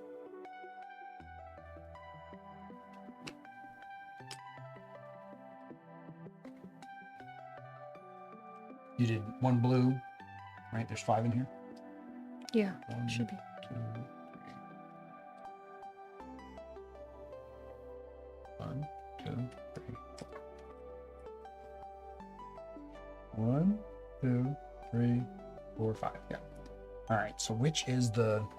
I don't know the shapes. That's the problem. I need this gray one. Okay, hang on. This one's got really hard edges. It must be this one. Yep. All right. So I get one of the gray rocks. All right, and then we have to do this, which is the cloud. Effect, gain 1 water. If it's a match effect, which it is, gain 1 boost to might. Ooh, I like that one. Do I want to push my luck and get more stones? See. I can fit 1 more. Are you supposed to have 1 water down there? Oh yeah, I just gained 1. I don't need this today. And me too. Yeah, you do. All right. All right, I think this is the blue one. I'm gonna try to get an extra blue. Yep. All right, so moon. So I get a blue one, blue stone. All right. And as long as it fits without sitting on top, we're good. All right. The moon effect, gain +1 of this stone. And if it's matching, we read 188. It's not matching, so I get another 1 of this stone, so I get another blue. And then I don't think I can fit this. Nope, so I'm going to trade that with you. Trade? Yeah, well, just give me. Give it to you. They call it trading, but yeah. All right, so Oddity has that. All right, so your turn. So it's 1 to come back, but you do have 2, so you can technically, if you want to do like a forage or a fishing or something over there. I need meat.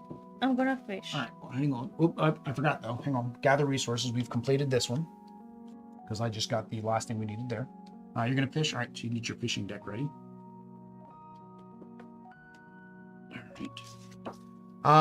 Your hard work paid off and you've gathered several useful resources. Put the vital goal, process materials, into play. Process materials. In order to make more advanced tools, you'll have to figure out how to shape, cut, or break down materials you find into more useful components or into rudimentary tools themselves. You can take the processing action to use any tool icon in your possession to flip material tokens to the corresponding icon. Right? This goal is completed when the characters, as a group, have the following materials: one shaped cloudstone, which would be me, one flaked river stone, which would be me, and one woven fiber. So what do you need to do to weave the fiber? You need a knife. You need something sharp. So the question is, how do you get something sharp? I don't even have a bone. No. What is this sharp? What is this supposed to be? Besides. I'm guessing the bone, maybe. Nope. I need to roll the dice, please. Okay. I'm gonna figure out how you make something sharp. Oh, it's my fishing thingy. Oh, this one makes something sharp.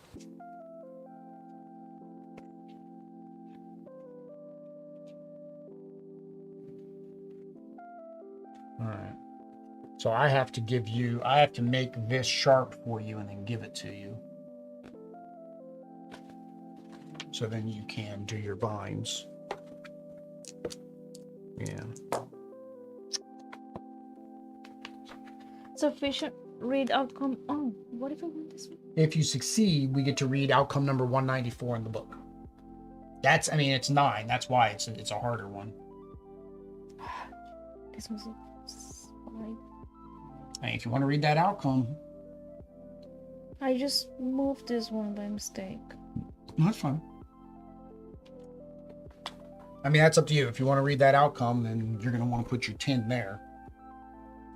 If you want to see what the story is doing. See, we can do that. All right.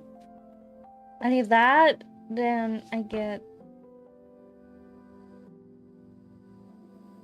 3 fish. And then the other one is 2 and 1. Maybe in the what? No. 2 and 1 to here. Well, that only needs 2 plus whatever. I'd just put them on this double. That way, at least you have 3. And maybe you'll be able to get that too. All right. Draw your third card. All right. So the one you wanted was this one for the story, which is the white, which is plus 2. So you need 9, 10, 11. Failed that one. This one is 2 plus 3, so 5. This one here is 4 plus 1, 5. Nada? So you fail them all. So you're going to have to do... mishap? Well, you don't have to do that mishap because you can choose not to do that one. You can choose to fail any of them, technically. I kind of don't get the failure on the...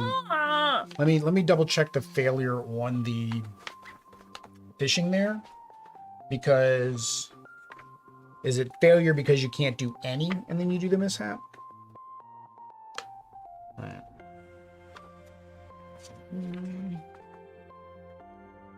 The carrier succeeds on a line. Okay, so it says choose a strike location, compare its strike value to the one of the one to pass through. The base difficulty modified by the modifier. If the strike value equals or exceeds, the character succeeds, and they gain the food, water, and or materials.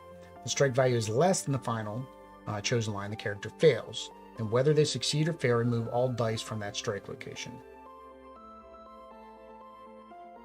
If the character succeeds in a line with a bonus, they also gain the bonus. If the character fails in a line with a mishap, they suffer the location's mishap. But why would you ever choose the location with a mishap? Yeah. Or do you have to always choose every location and we haven't been doing that right? Because it doesn't say repeat for each additional line. Yeah.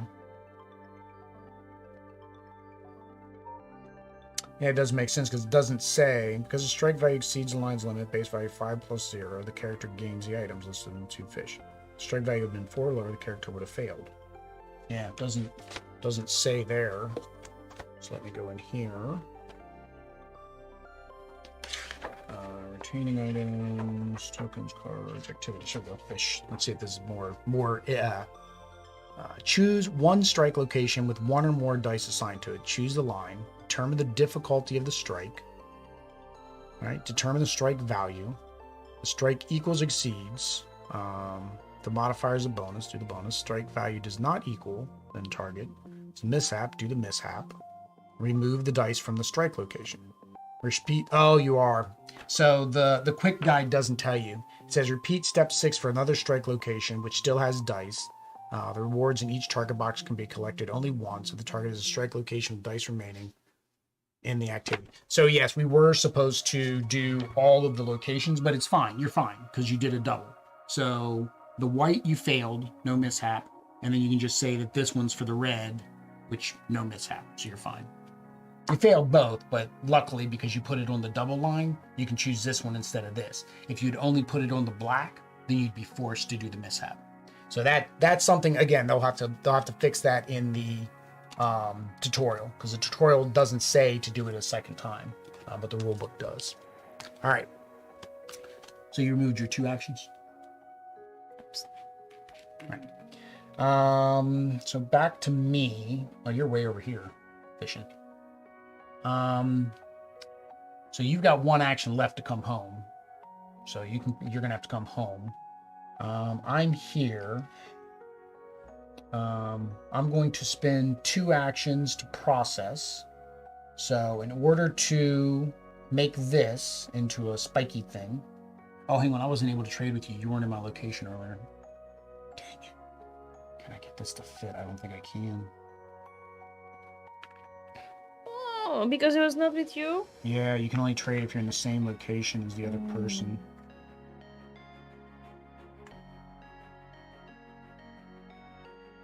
But does mining require me to put it in the bag as soon as I get it? Fishing, it says it goes in the bag as soon as you get it. Double check mining. Delving, nope. There we go, mining.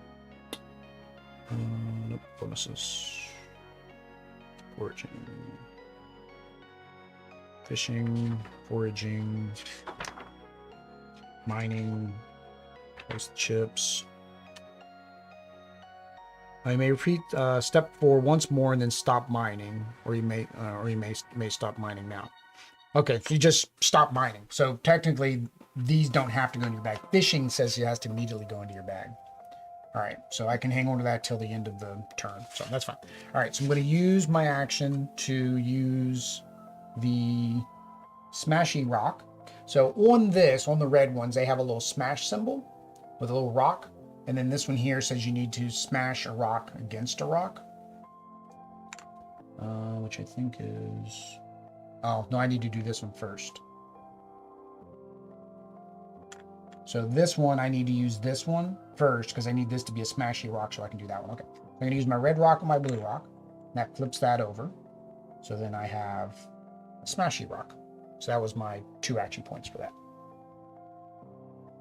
That's all. I don't get why you took this one out. Because it won't fit in my bag right now. At the end of the turn, I can either trade it with you or I can fit it in my bag. I'm going to give you this one next turn, but I'm going to have to give you this one so we don't lose it. So your last action, you pretty much have to come visit with me. We don't have any food though. Neither one of us got food. No. Food is hard.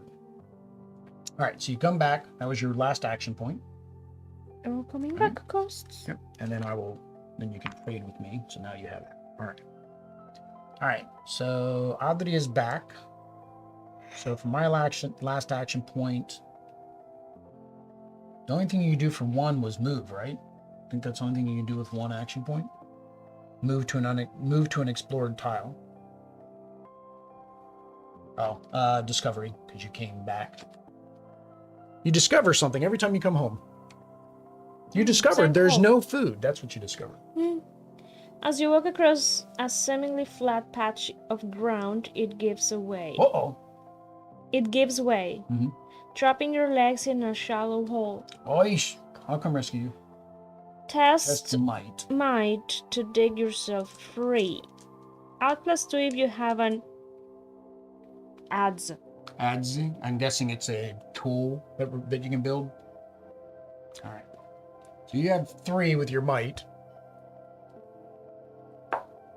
2, so you're at 5. Yeah, that's not good.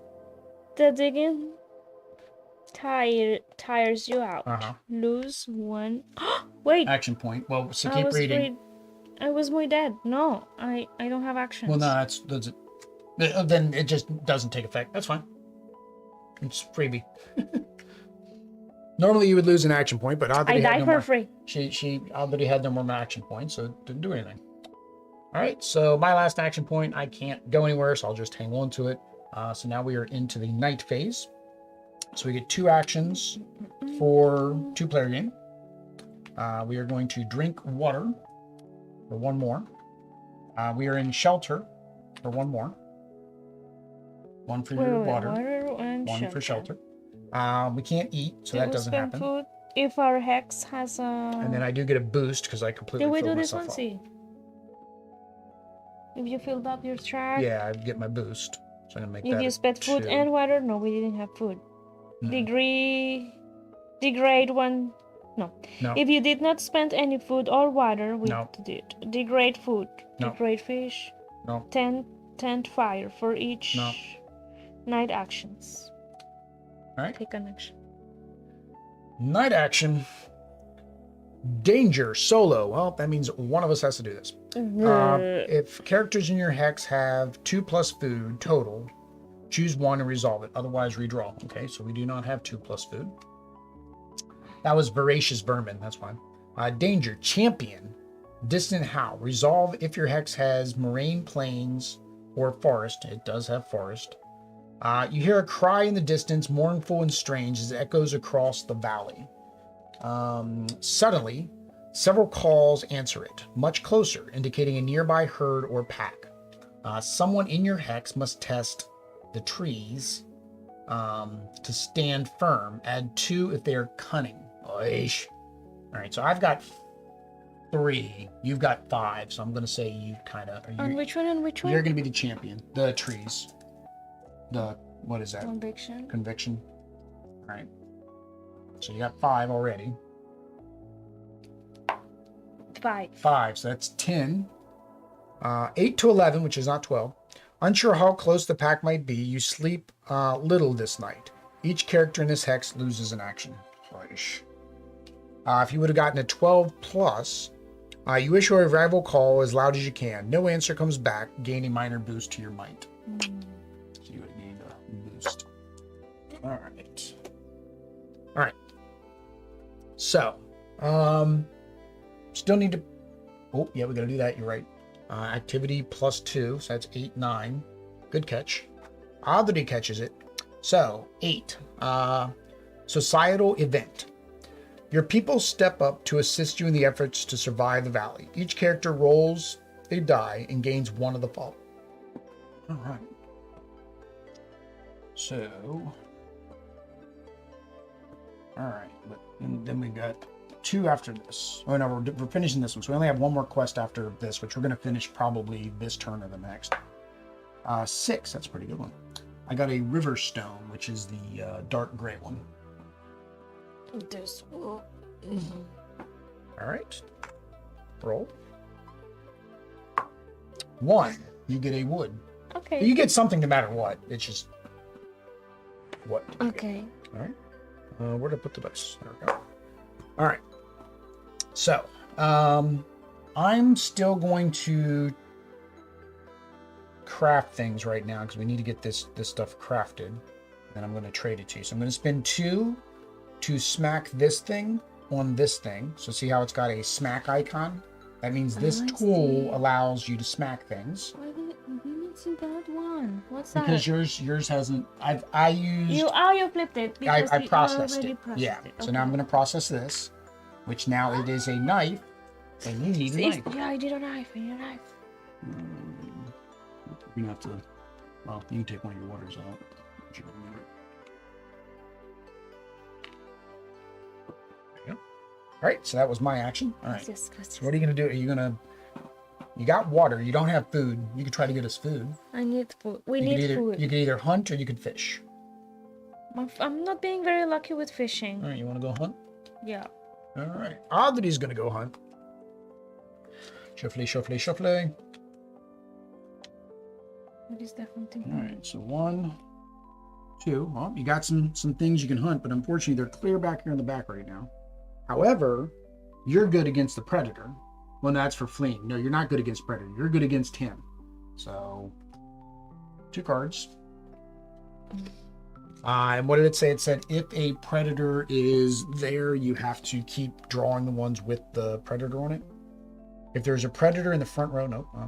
If there's a predator in your tableau, which there is, you have to choose the predator card if another one comes out. If there are 2, I choose the front one. No, don't choose that one. That means you automatically. Okay, well, hey, but that gets you. This gets you to the back because you got So footprints. I can, You need one more though. You're gonna have to go again. So shuffle, shuffle that back With this in. one? Yeah, you always have to shuffle it back in. You need a front footprints to be able to get to that deer.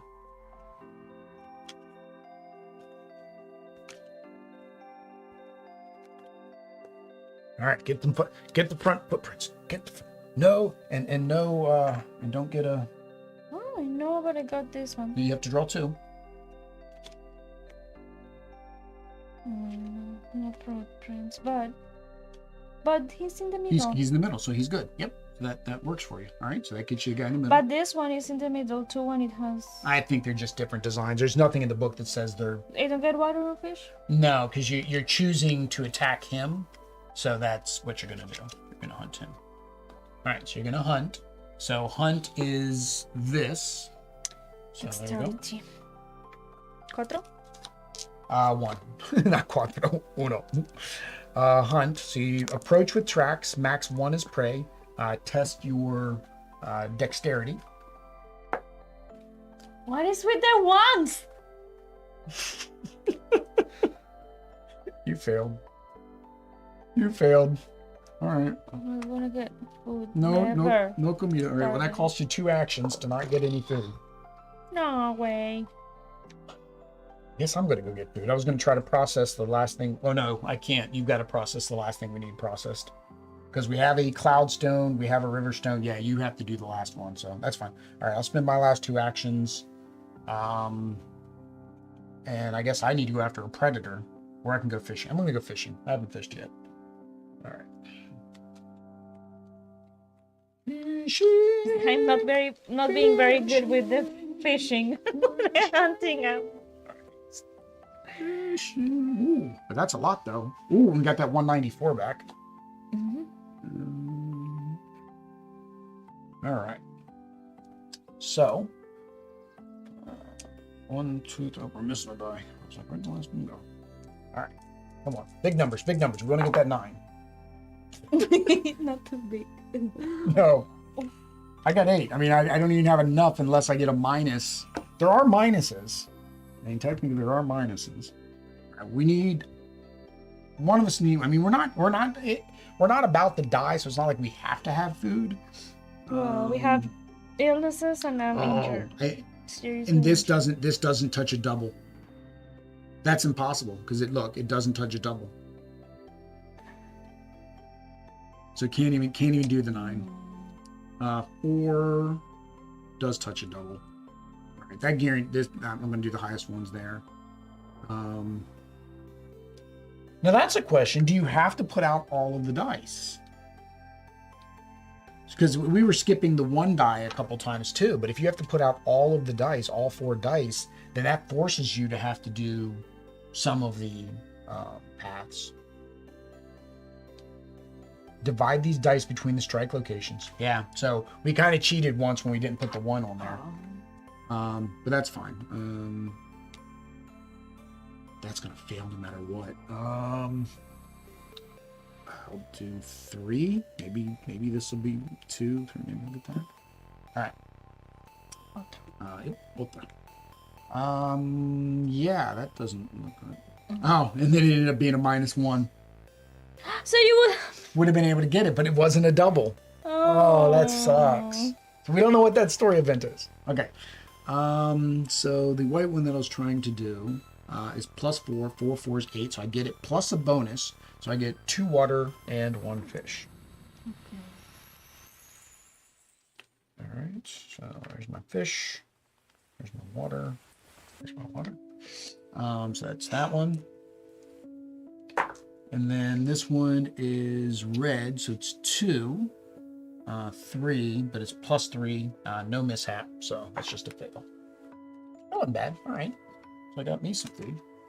All right, 1 action, you can't do anything. I have no actions. Tiempo de noche. All right, so we get 2 actions for that. Eat and drink for me. So I'm going to eat and drink, so I get 2 for that. You're just going to drink, so you get 1. And then we're in a shelter, so I get 1. And then I lose my minor injury. And then everything fits in my bag. Degrade food.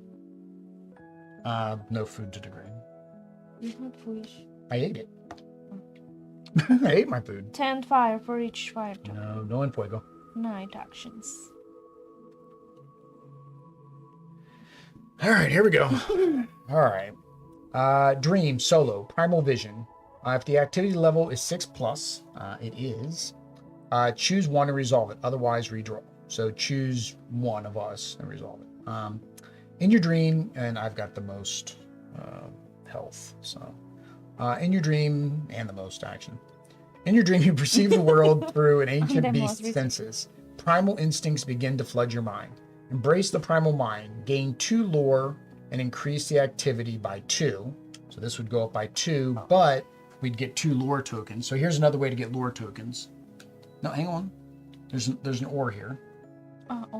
Or maintain your senses and lose 2 actions. I don't want to lose 2 actions. That's fine. Raise that by 2, and I get 2 lore tokens. Does this work with this?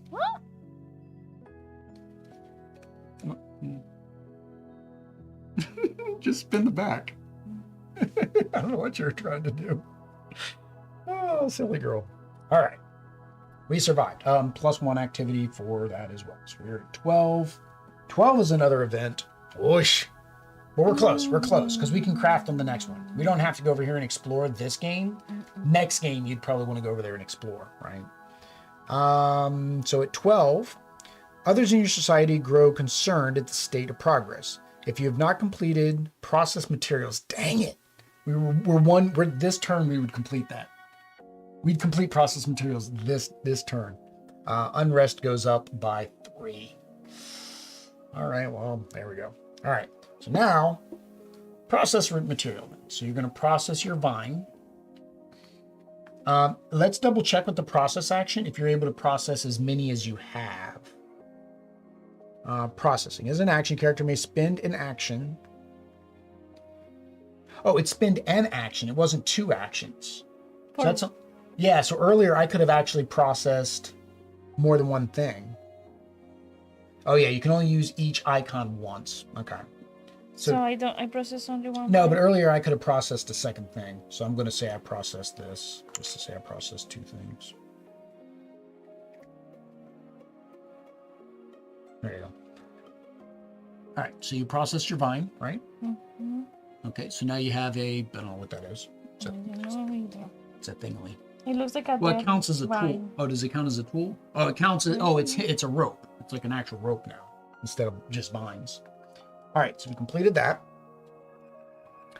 These refined materials will come in useful for crafting items. You'll need their tool icons to process additional materials if necessary. Put the make tools into play. Make tools, last one for the game, and we have 8 activity left. Tools, clothing, and perhaps even weapons will facilitate your survival in the valley. You'll have to experiment to discover what can be made with the materials you have found. You can take the crafting action to combine 2 materials. This forms a starting color 4-digit code, which then look up the codex to see if it creates an item. This goal is completed when the characters as a group have 2 different items. So, to craft items. Processing materials, whatever that. All right. So to make the tools, you basically have to take, start crafting, place 2 material tokens in front of you, look at the art on these tokens. Does the orientation of the 2 tokens next to each other call to mind any possible items that you can create by combining them? Consider both which material you choose and the relative orientation when you put them together.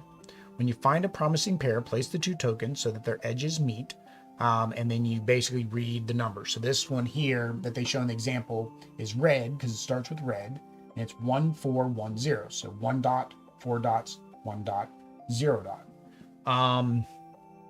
It doesn't say it has to be processed, but I'm imagining that if they're processed, they're better to be processed, right? That would make more sense. Right? Are we gonna process? Yeah, we have to. Yeah, we have to. Well, we have to make more. Well, you've got the knife, but we need a screw. How do we get a screw? Mm-hmm. One of these things turns into a screw. Because that's what I need for this bone. Well, we also still need food and stuff, so. I don't know what I can craft. I don't understand. I don't know what I can. Okay, so for this, you can convert that because you have a knife, so you'd be able to convert that.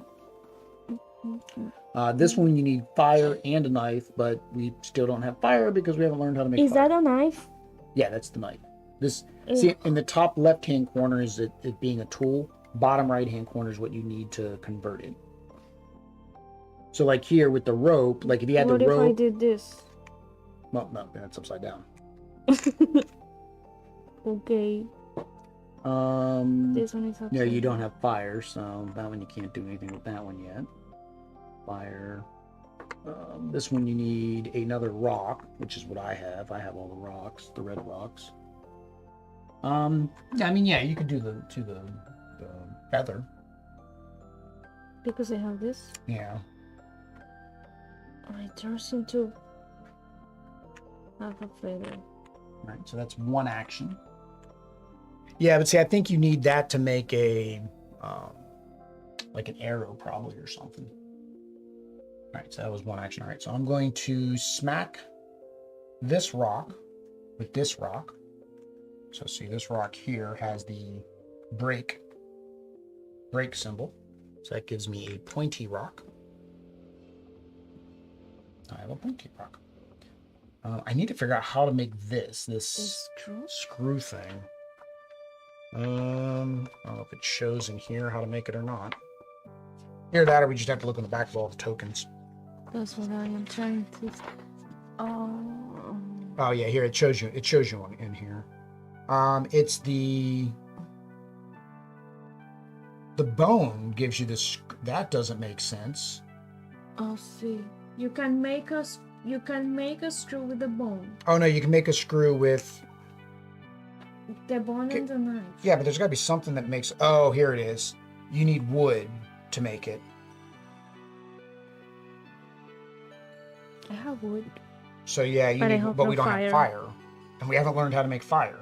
Like nothing's told us how to make fire yet. Nope. Like at the beginning, it said, "Oh, you can have fire and all that," and it says your event cards will teach you how to make fire. What do you need? Like a lightning strike to make fire? That very first event card, when it was raining, didn't make fire, did it? No, it was raining. Well, I figured like a lightning strike is what I was thinking. No. All right, so no, that doesn't work. We don't have fire. We don't have any of that. So yeah, the only way we can make a drill is with another. That's what's bad too. Like even the tooth, you need a drill, and then it gives you a drill. So the tooth is a drill that gives you a drill. Oh no, the tooth is a drill. What's a tooth? That one. Here it is. We need this. See, it's a drill. You need two of them because it would drill itself. So we need one of these. I don't know how to get those. I'm guessing from an animal. That is a tooth. How do we get a tooth? What animal gives us tooth? Origin. meat, shell, Yeah, tendon. this is the horn. It's his No, thing. no. Oh, teeth. Yeah. So we have to get a predator. Okay. So I'm going hunting, I guess, after the predator, because we need that tooth. All right. Oh, see, it's the tooth. Oh, hang on. I just went, so it's actually your turn first. You have water. I'll take our water. I need meat. I need to get meat. Okay. So I'm gonna hunt. Okay. All right. So you do two first. Two first. Oh, there's your meat. Oh. He's in the back. Oh, but you have your well, that footprint gets you to back. You need a footprint in the front. But again, anytime you get a predator, you have to play it. So you got a predator, you have to play the predator card. He's not in the front though, so he doesn't attack you yet. And then if I want to go again. Yep. So shuffle that back in and draw two more.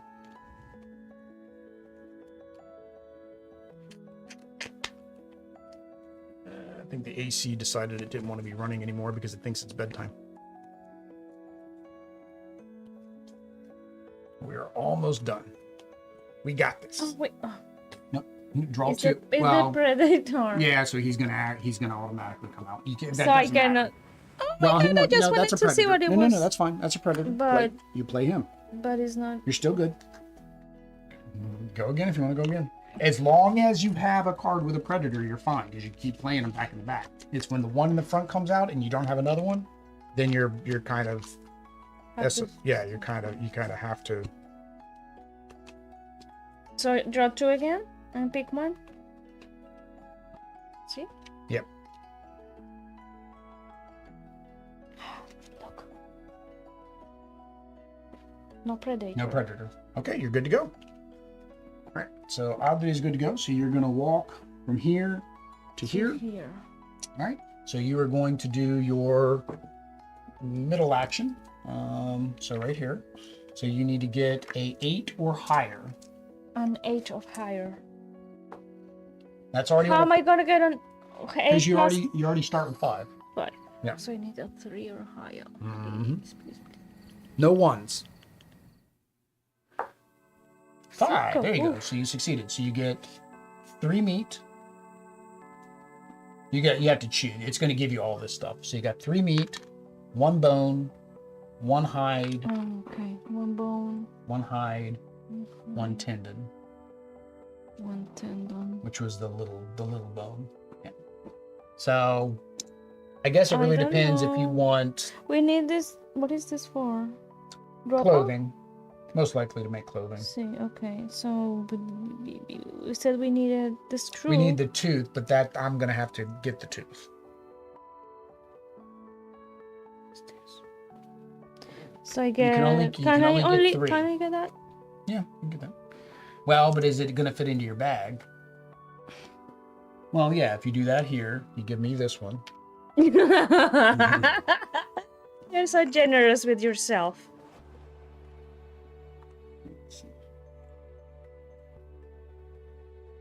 You got to play it's a puzzle game, like the shifting pieces puzzle game.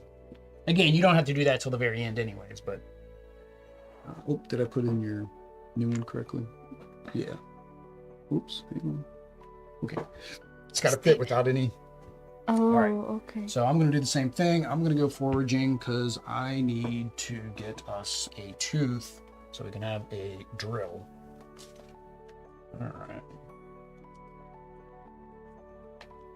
Really, I just need a predator. And first row, last row, doesn't matter to me. I just need a predator. That is not a predator. That is a predator, but I don't have. That's in the back.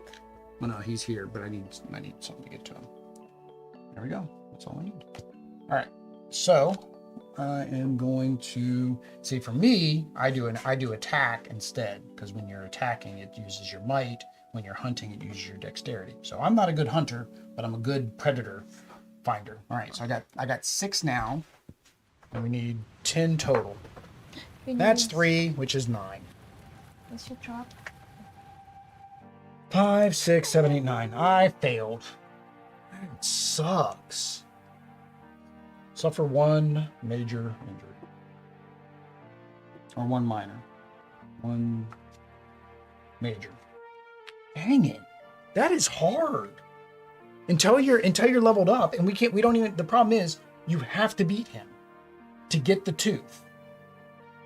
To be able to make a weapon that would make you stronger against him.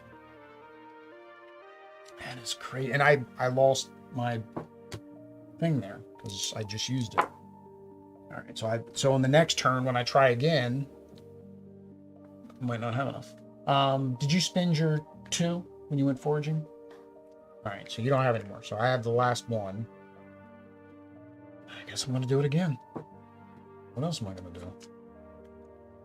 Just need to roll better than a frickin' 3. All right, 1, 2. There he is. All right. The big boy. All right. Just need something higher than a 4.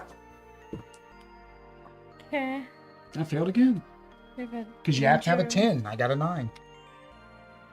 I don't know how you're supposed to get that drill. Because the only other way to get a drill needs a drill.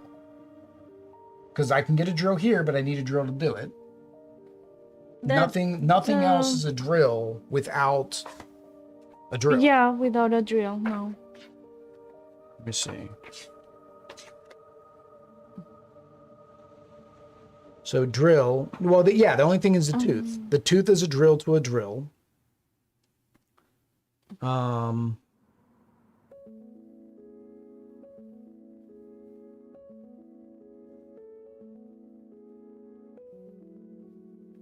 then the wood needs fire, but we don't know how to get fire. Yeah, I have no clue how to get fire. Yeah. I mean, we read about fire. Where did I read about fire? Somewhere we read about fire and said that fire comes out due to events. It says shelter and fire come out due to events.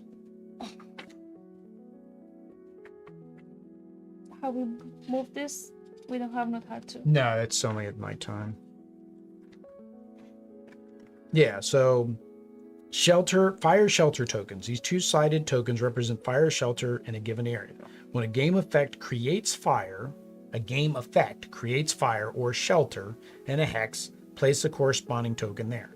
During the 10 fire step, fire tokens are removed unless a character spends 1 wood.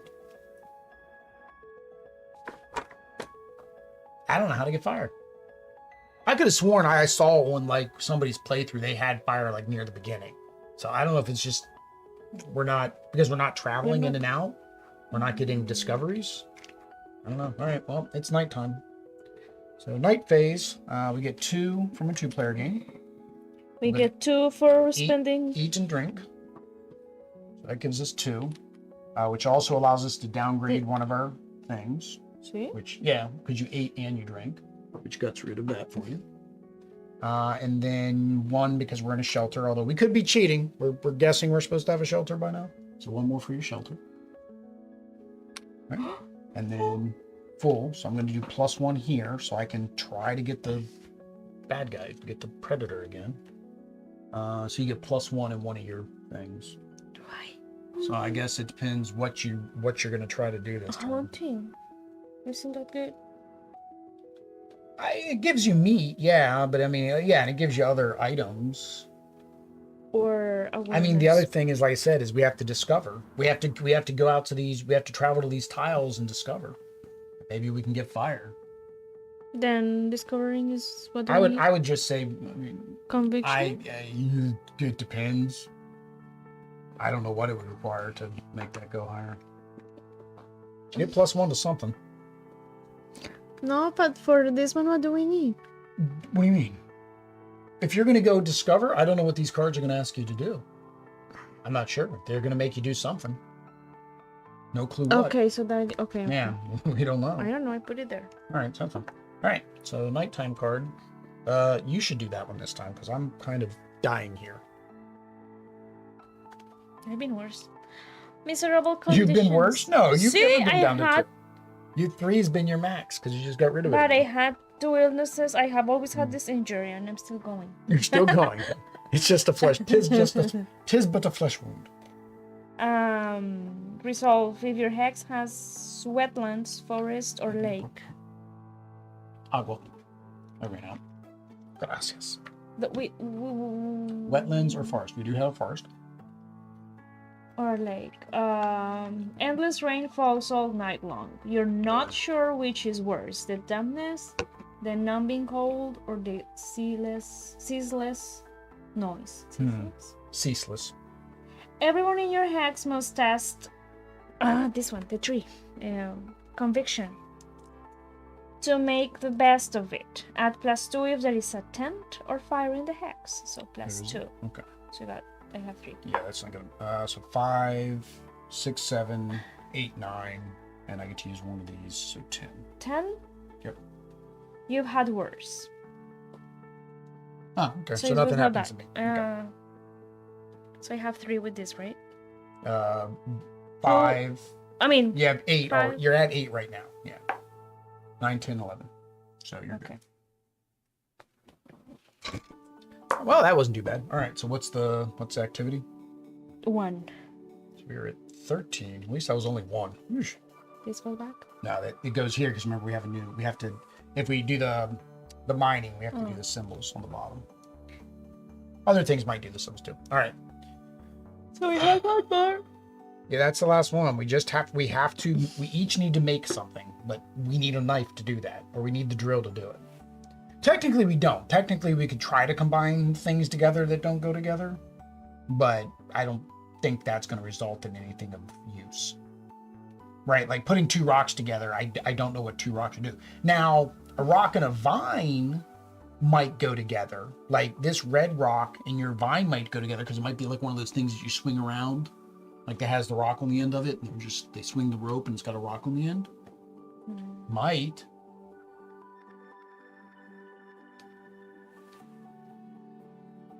Well, we know these 2 combine because we saw that in the book.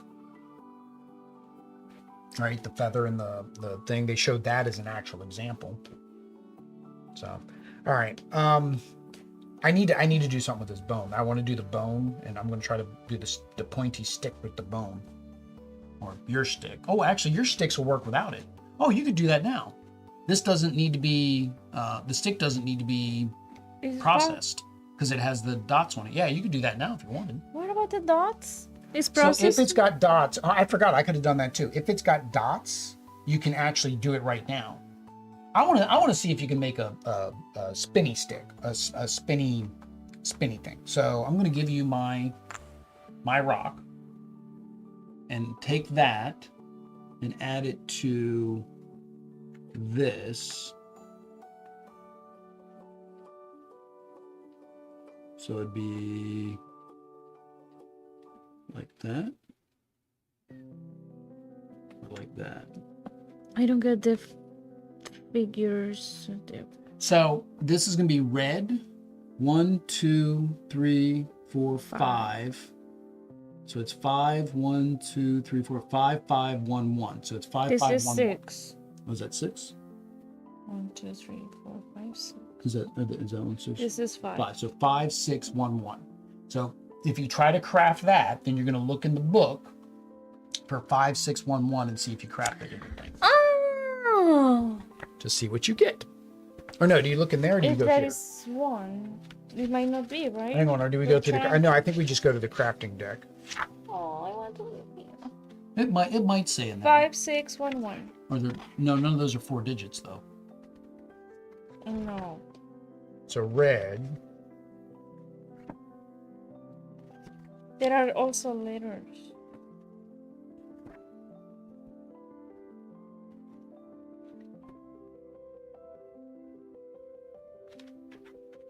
This is very hard. Like, there's got to be an easier way to find out if you make There it. are 4. 5, 6, 1, 1. Okay, yeah.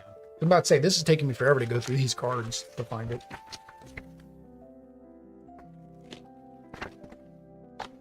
Now the question is, do you only get 1 attempt or can you keep trying?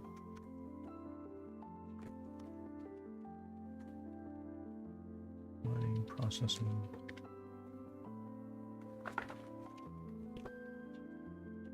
5, 6.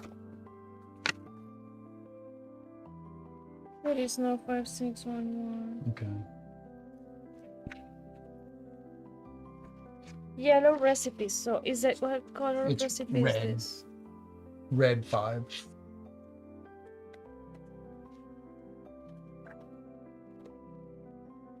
No.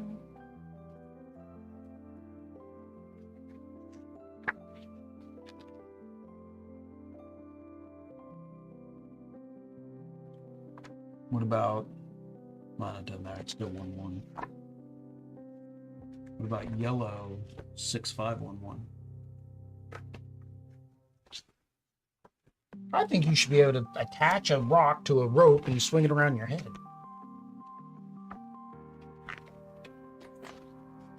6, 5, 1, 1. Yeah, 6, 5, 1, 1.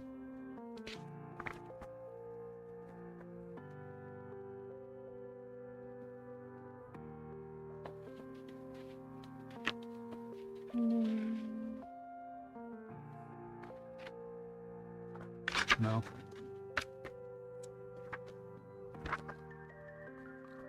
Blue recipes. 6, yellow 6. Sí. Oh. Sí, I'm at yellow 6. So no 6, 5, 1. No, Okay. 6. All right. So I gave you that, and it doesn't do anything. But what about all the combination? That was all the combination. Well, yeah. There are blue No, recipes. you're right. You could do. Was there a 6, 5? Yeah, I think so. And then this would be 1, 2, 3, 4, 5. And there are red recipes. So this is 5, 6, 5, 5.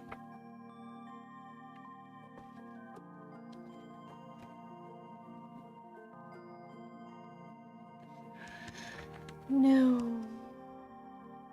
And then the other way would be 6, 5, 5, 5.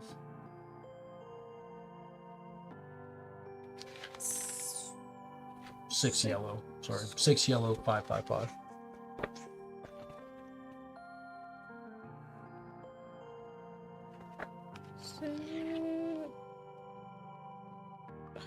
No. Yeah, I think I'm trying to combine things that don't go together. It was just a try. All right, so that it doesn't like it's not clear if you can keep trying like we're doing right now, or whether you have to try once, you fail, and then that's an entire action lost, which to me doesn't seem fun, because then it's like, oh, you just waste an entire action to find out you couldn't do something. All right, so I'm going to spend an action. This should work. All right, so I'm going to try it. You got to open it back up again. So red 1. So 1422. Red 1422. 1422. Mm-hmm. 1422. Okay. 1422. Riverstone spear. Uh-huh. You've made a Riverstone spear. A Riverstone spear. Okay. A spear is useful for hunting, fishing, and defending yourself. Yes. Discard the materials used and gain the Riverstone spear item card. Which is what T. Search the item card deck face down for IT05. Says face down, but oh well. There we go. So I have a Riverstone spear now. So Riverstone spear. So you technically can make that as well, and I get a knife now too. So I keep my knife that I lost. It says record the recipe for this item to your tribe's journal. Yeah, there's a journal. You're supposed to record these because of the fact that you now know how to make it. I'm not sure why, but I guess it's just supposed to be thematically to write it down. But Riverstone Spear, when you fight or hunt, you may roll 1 die. If the result of you may re-roll 1 die. If the result of the re-roll is a 6, this item is destroyed. Whoosh! When you fish, before placing a die, you may re-roll 1 die. Okay, so this allows me to re-roll What is this? 1 die. This is not mine, right? That's yours, I give it to you. Oh, All right, so I was able to craft something successfully. Now you need to be able to, oh, no, I'm sorry. These are what I used. They got destroyed when I used them. You could make a spear as well, but the problem is you don't want to make a spear because we have to have 2 different items. So you probably want to I mean, again, in the book, it shows these two items together. If you want to try those, this is what it shows in the book as an example. Is those two items. The feather and this. Yep. You're probably gonna make an arrow. I would almost guarantee. And this one. That was one I gave you. So in the book, it shows it like this. So it shows it as red 1410. So 1410. Stonehead arrows. Stonehead arrows. You've made a bundle of stonehead arrows. You'll need hardened wood for the shafts and extra for when they break. You'll also need a bow to use this item. Okay. Discard the materials used and gain a stonehead arrow. What's the item? You gotta give me the item number. This is the IT-08. All right, so you have your arrows. So all of these stonehead arrows, when you use this item for each hardened wood, you may roll 1 extra die. Whenever the result of a reroll is 6, discard 1 hardened wood item, 1 hardened wood from this item. Okay, so you put them down here. So it's basically you have 2 shots that you get to use. And then this goes into your inventory. So you have a bag here as your inventory. So, and then, it does. It goes in. There's a lip under there. Oh, that's neat. I like fancy boards.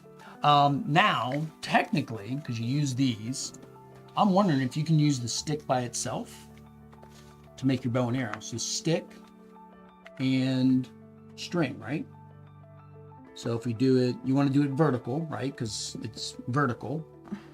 And then the string would be vertical too, right? So you got that. 3, 2.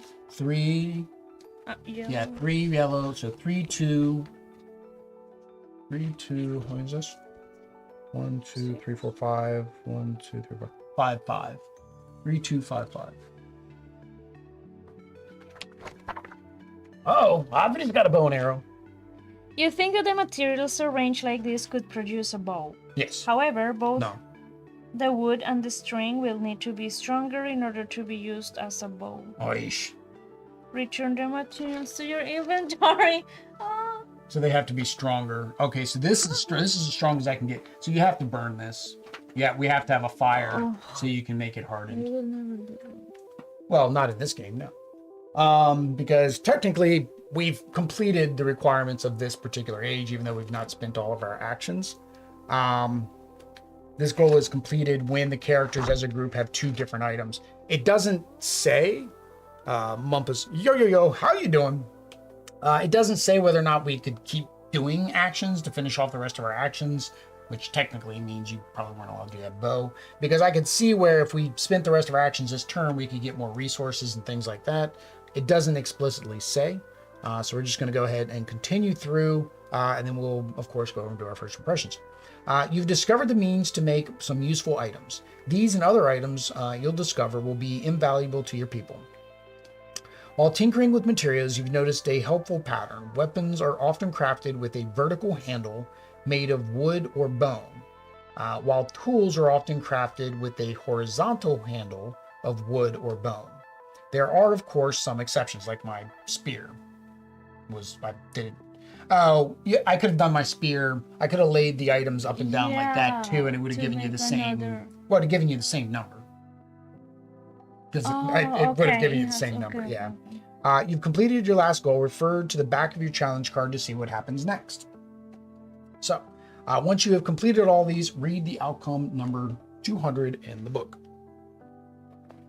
Outcome 200. Yeah, you have to go all the way back to the beginning.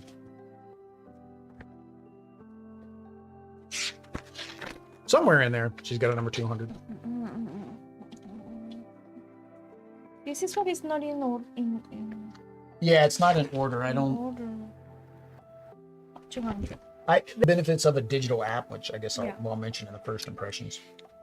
200. By 200. finding vital resources, creating tools, and preparing to build a shelter, your people have created. Preparing to build a shelter. Yes, we're not supposed to have a shelter yet. I'm sorry. No.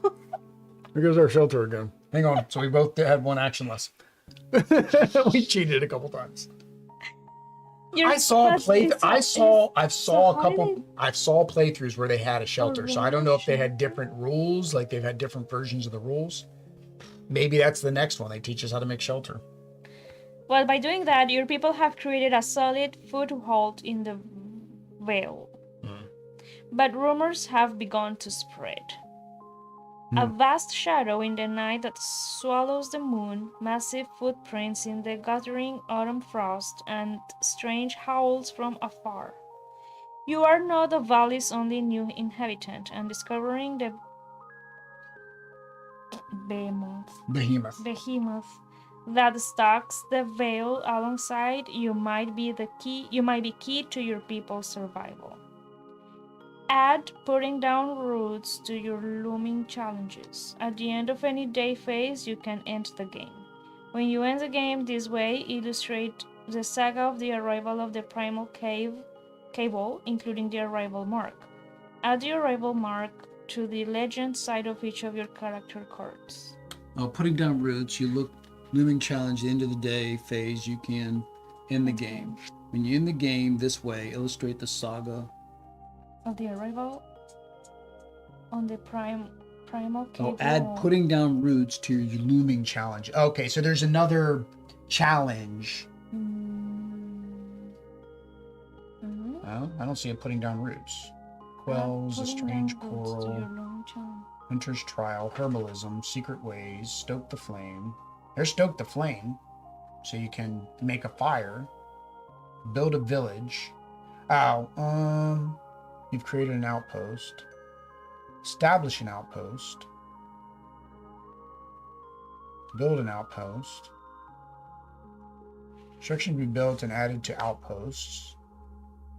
Feels like it'd be right here with the stoke the flame. That's number 10. Secret ways, herbalism, hunter trials, the blood of the moon, the strange coral, quell the embers, confront the behemoth, appease the behemoth, understand the behemoth. Yeah, so I feel like we're probably missing a challenge. I don't know what. 6, 7, 8, 9, 10, 11, 12, 13, 14, 15, 16, 17, 18, 19.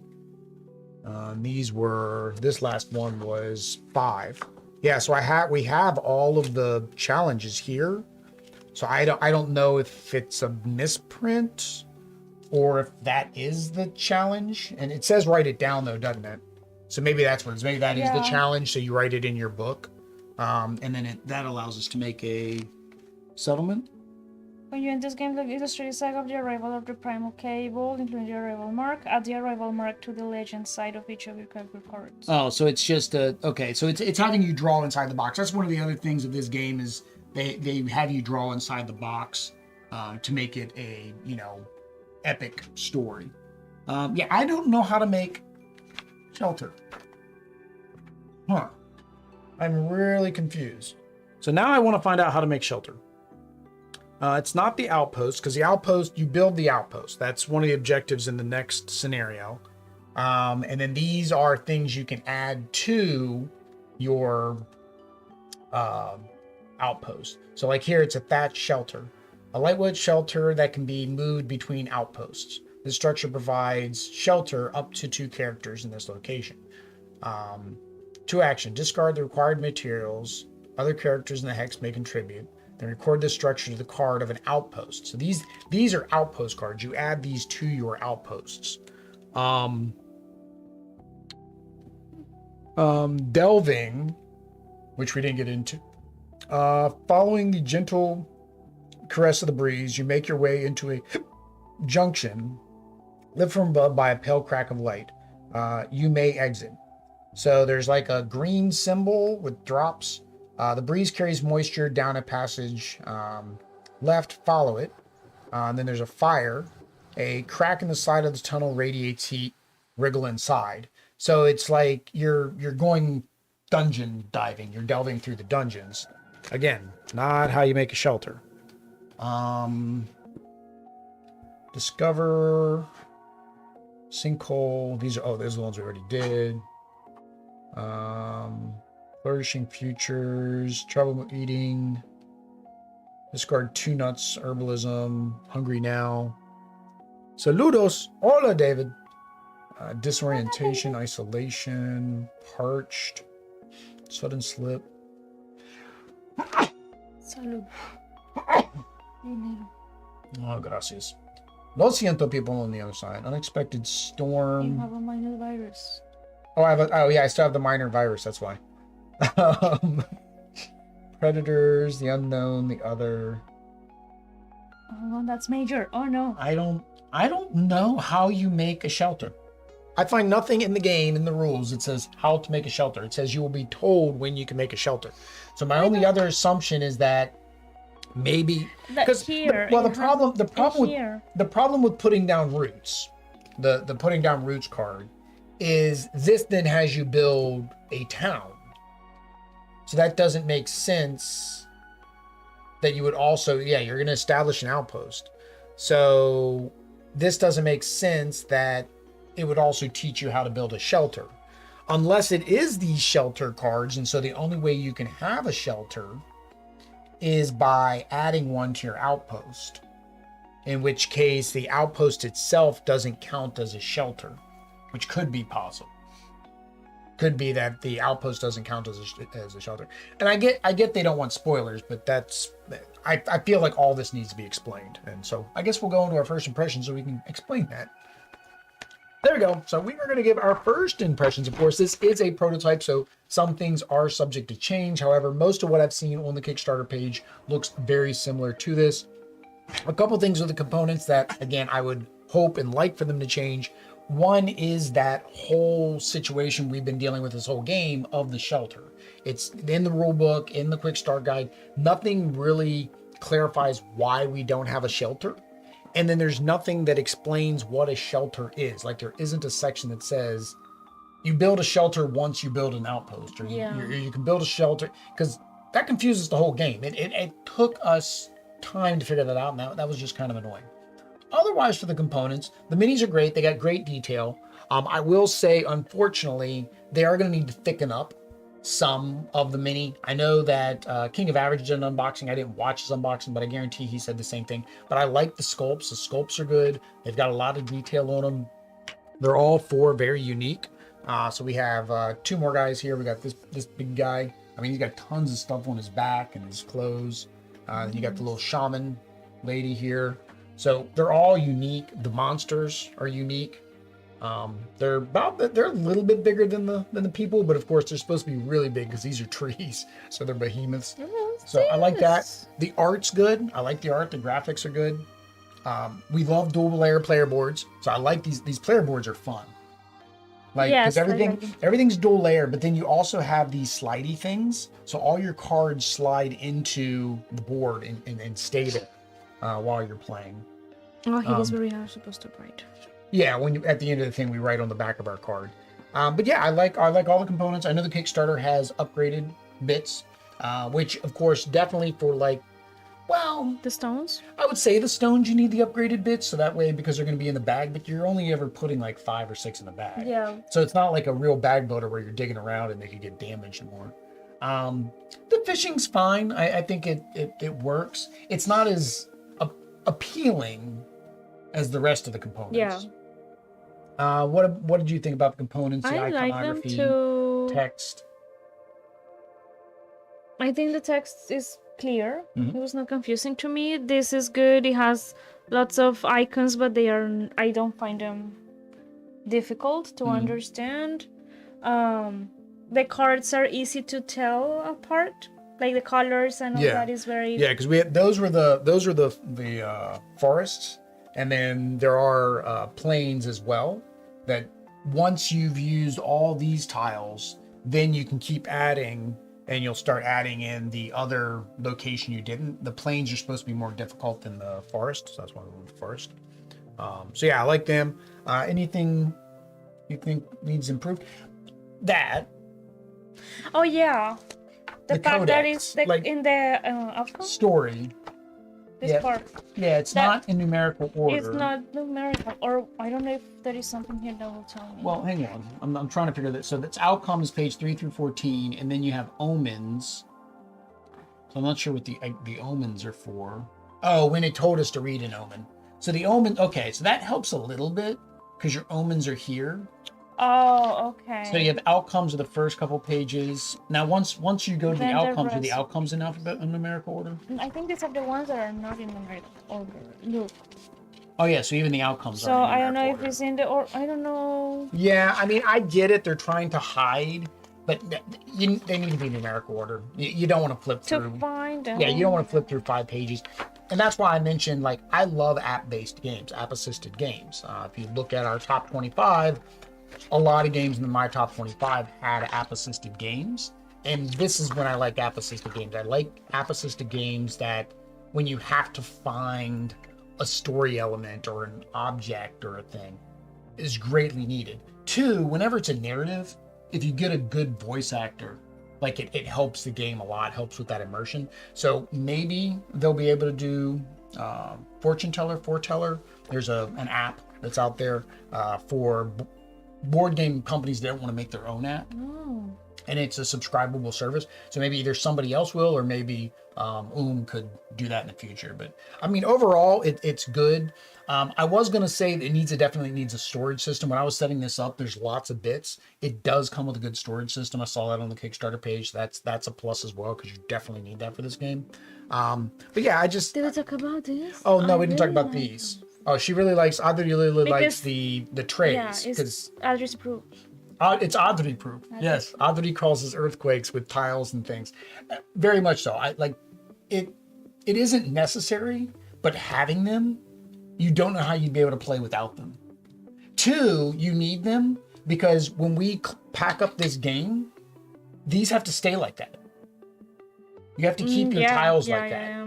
So you have to kind of remember where the tiles were, and the tiles need to stay like that because this is your world. You're building this world. So it makes sense why they have these, because then when you put them back in the box, you're going to stack them back the way they were. So they actually make a lot of actual gameplay sense too. But yeah, I like these a lot. All right, mechanics. So the gameplay mechanics is dice checks with your level of your attributes, I guess, and then weapons and things like that. You're trying to find things, you're trying to research things. What did you think about the different mechanics? I mean, you had the forest where you foraged, which was different. You had the fishing, which was different. Something that I always like is like you have options to do things. Yeah. And here, well, because of it is a type. What do you call this type of game where you build your character from the beginning? Like well, it's like an RPG. I mean, this is more your role-playing game style. So you can assign. You have like some freedom to assign. Like for example, what we did, we rolled the dice, but we did assign this so we could plan also. Yep. We should do this, do that, and yeah, like you can choose what you want to do depending on what you need. And also what the other person has and can share and all that. So I think that is really I don't know why that OCD was bothering me there. Yeah, it's really cool. I like a lot of the mechanics. I think it's neat. It to me, it doesn't feel as much a game. And we've not done much role-playing games. We've not done much RPG stuff. I do feel like it's like if you had a video game and you're trying to find your resources and trying to go out. I do find, and I don't know if this changes later, I do find that most of the actions take too many actions to complete. Yeah. Everything takes 2, and you're so limited. In a 2-player game, you at least have the fortunate side of getting 2 every turn. But if it was a bigger multiplayer game, you only get 1. And what if that's all you get? You get 1 plus you 8. So you start the round with 2. You get to do 1 thing that round, right? So I don't know if other things you get later help with that. But the problem is when your first gameplay, that could be something that would be a turnoff. You're like, I just don't feel like we're getting anywhere. I mean, it did take us over 2 hours to craft both of those weapons. And it's because we were kind of concerned with like healing, not healing. If we were playing anything more than a 2-player game, we would have been dead. Yeah. Now, when you die, you get to re-roll a brand new character. So you actually don't die. You get to keep playing. You just re-roll a new character and you come back in with that new character and keep playing. I do know in the future you do get legend characters. So after you play with a character, I guess twice, they go into legend. Or maybe that said we could turn them into a legend. But you turn them into a legend, and then there are times when you'll be able to draw that character as a helper to you. So you'll have this side here. The back side is the legend data, and you'll be able to add that to yours. So basically, say, for example, I'm real low on conviction, but there's a legend, like Oddity becomes a legend. I could take Oddity's legend character, and now I have a 5 in conviction. So I think that's a neat mechanic too, and it will help with that upgrading. But I do feel like it's very limited. The crafting was another thing. Like, I get that you didn't make anything, but it's like that wasted an entire action. So the problem with wasting an entire action to not make anything, to me, is it feels too restrictive, too unforgiving, right? I feel like even if you don't make something, maybe give them a lore token. Like have a consolation. Consolation, right? Yeah, that says, or something that, like when you try something that's totally not in the book, you should be able to keep trying. Well, I can't say you should be able to keep trying until you find something, because you may not have anything in your bag that actually lets you do it, right? So I just feel like it's kind of weird. And again, maybe it's different. Maybe if we played the second scenario and the third scenario, it'd be different. But then that's a 6 hours worth of gameplay to find that out, to find out if any of that's going to be helpful, right? Or if you're able to get, I think the other one is like only being able to get 3 resources back when you go forage. Now, again, that might change when you get a bag. We have to learn how to make a bag. Right. But we have so limited resources from foraging, are we going to be able to do the bag? Yeah, and then we're that's limited by the activity track. If this were to hit 20, we would have lost the game. And Basically, we would have had to 13.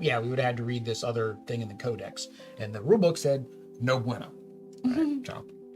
The only other thing, and again, I do know that there were buffs here. Remember the buffs we said at the beginning. So that might help with that too. The one other thing, and I heard a couple other of the reviewers say this, I would like these guys to be more asymmetric from the start. I know they get asymmetric with the abilities, but it would be nice if they had some default ability, right? Oh, yeah. That made them different. And then 2, I think some people have said this, is the bag. Like, they should all have different bags, because this is kind of like a little puzzle at the end too, is how can you make them fit? Yeah, how can you? But everybody has the same bag, so it's like that's just a puzzle that you're being forced to do, not because it's fun to do. That's true. So, any other mechanic stuff? Any other mechanic stuff that I like? I mean, I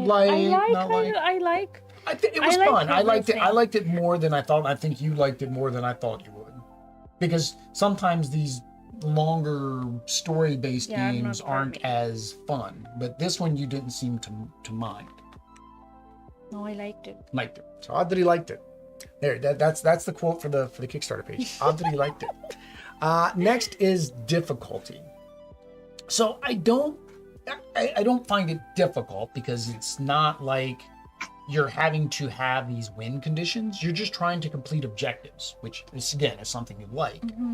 But I think what we mentioned about the mechanics, I think some of that does lead to it feeling more difficult than it really is. Like us trying to get that drill. Well, we don't have a fire yet, so how do we get a drill? So like for me, thinking about tools, I was thinking we had to process every single thing. Well, it turns out I didn't. I was able to make a spear without processing the bone. Yeah. Right? Now, it would have been nice as if the spear would have given me a drill besides just a cutting tool, which I get it. A spear is not a drill. But I think that's where the difficulty lies, is figuring out what is the optimal thing to do, and then figuring out what makes what, and planning your turns. So that way it's like, okay, can I afford not to eat or drink and take another injury this turn? No, I need to do one or the other. Okay, well, I guess I'm getting the water, you get the food. Okay, well, you don't have enough to get back to me. We're going to be drawing 2 night cards, right? And the night cards make it difficult. You're taking wounds and injuries. So yeah, I don't find it highly difficult, but I do feel like there is something challenges there. For you, did you find it difficult? No, but the same. Like, well, I thought also that this range, was it this? Some of them. Some of the challenges. 1 to 8, so you can. Yeah, I feel like, and you're right now that you mentioned that. Yeah, because the predator. I feel like there should be. different level of these cards. So like with the forage cards, I feel like there should be like a when you're doing the introductory, and maybe that's what it is, when you're doing the introductory scenario, the tutorial scenario, I honestly think there should be a tutorial deck of cards, and the requirements to complete said challenges should be lower. Yeah. Like I get they don't want to, because then we get a drill during the tutorial, and maybe you're not supposed to have a drill that early. But it really did. It felt like I wanted to go after the predator, and I couldn't. Like even with a 5 and a +1, I was still failing. Yeah. So, Right. but again, that's the difficulty. And I think that also leads into anything with dice. Right now, we have no way to mitigate the dice. So I think that's something. Like, is there... Now I do. I have a reroll capability. I didn't have that before. So, yay, I can re-roll my dice. But during that... I might roll an extra.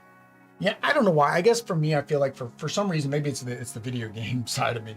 Like, whenever you play a tutorial in like a video game, they really hold your hand, and you're not going to die, and you're going to win almost every battle. Like that's what you do, because that gets you excited to want to keep playing. So and that kind of, well, I don't know if that's the fun at 2, the theme, or just the whole conversation. But next thing is fun at 2. I liked it at 2. I liked it at 2. I like the balancing where you get the extra actions, because I really feel like if you only got 1, we would get nothing done sometimes, and then that would just be a waste of turns. The sharing by staying together works well too. We've never played 7th Continent or 7th Citadel's coming. We did back that, so we will be getting 7th Citadel. But I've heard a lot of people say 7th Continent is very similar. You're going out and exploring, and while the game can be played with multiple player, you're really playing one player, because you kind of want to stay on the tiles together. Okay. So you enjoyed it too? I did. I don't know if... I don't know, and I guess we go back to the thing. Did you feel like the turns were sometimes long, to where if there were more people, it would make it less fun? I felt like the turns were quick. I was invested when you were foraging. I was invested while you were fishing. I was too. So if when somebody you were else was doing things. that, I feel like when they're doing things, it's not like you're not going to want to know what they're doing. Right. Because you need to know what resources everybody needs. Yes. Right? Yes. So I think at other player counts, I don't think it would lose any of that, but it was fun at 2. I think it would be a good 2-player game. Last is the theme. So thematically, we are people trying to survive in this new world. The theme is really good. The theme is really good. Really good. Like it's oozing theme. You're doing exactly what this is. And that's before the stream I mentioned Oddity. This is not a game. Mm-hmm. It has gamification in it. It is a survival story game. That is really nice. You're trying to do those things. Survive. You're trying to survive. You're trying to find things. You're trying to make things. And that's why I wasn't sure if Oddity would really like it, because sometimes these little narrative games bore her. Yes. But I'm difficult. I don't even know how to define myself I don't even know this of this thing. But I don't know this why theme. Like I wasn't even sure if this theme is something that you would be into. I like the theme. Like Neanderthals, and I really early felt like civilization. everything. Like I didn't want to get another injury. I didn't want to get another virus. I didn't want to, or you getting them. Yeah, me getting them. So yeah. I really felt it. She felt it when we were playing. So there we go. Theme. Yeah, I think this thing oozes theme. All right, guys, there you go. That is our first impressions of Stonesaga. If you want to back the campaign, there's a link down below. Click on it, go out, spend some money. You'll get your game whenever they said you're going to get your game next year, I guess. If you want to watch more Gamefound, Kickstarter, Backer Kit, and all those other crowdfunding platforms, gameplay previews, what do I need to do? Subscribe. Yeah, that's the first thing. Activate Yeah, notifications. I gotta do that too. Follow us on social media and all that stuff. Until next time, guys. Adios. Peace.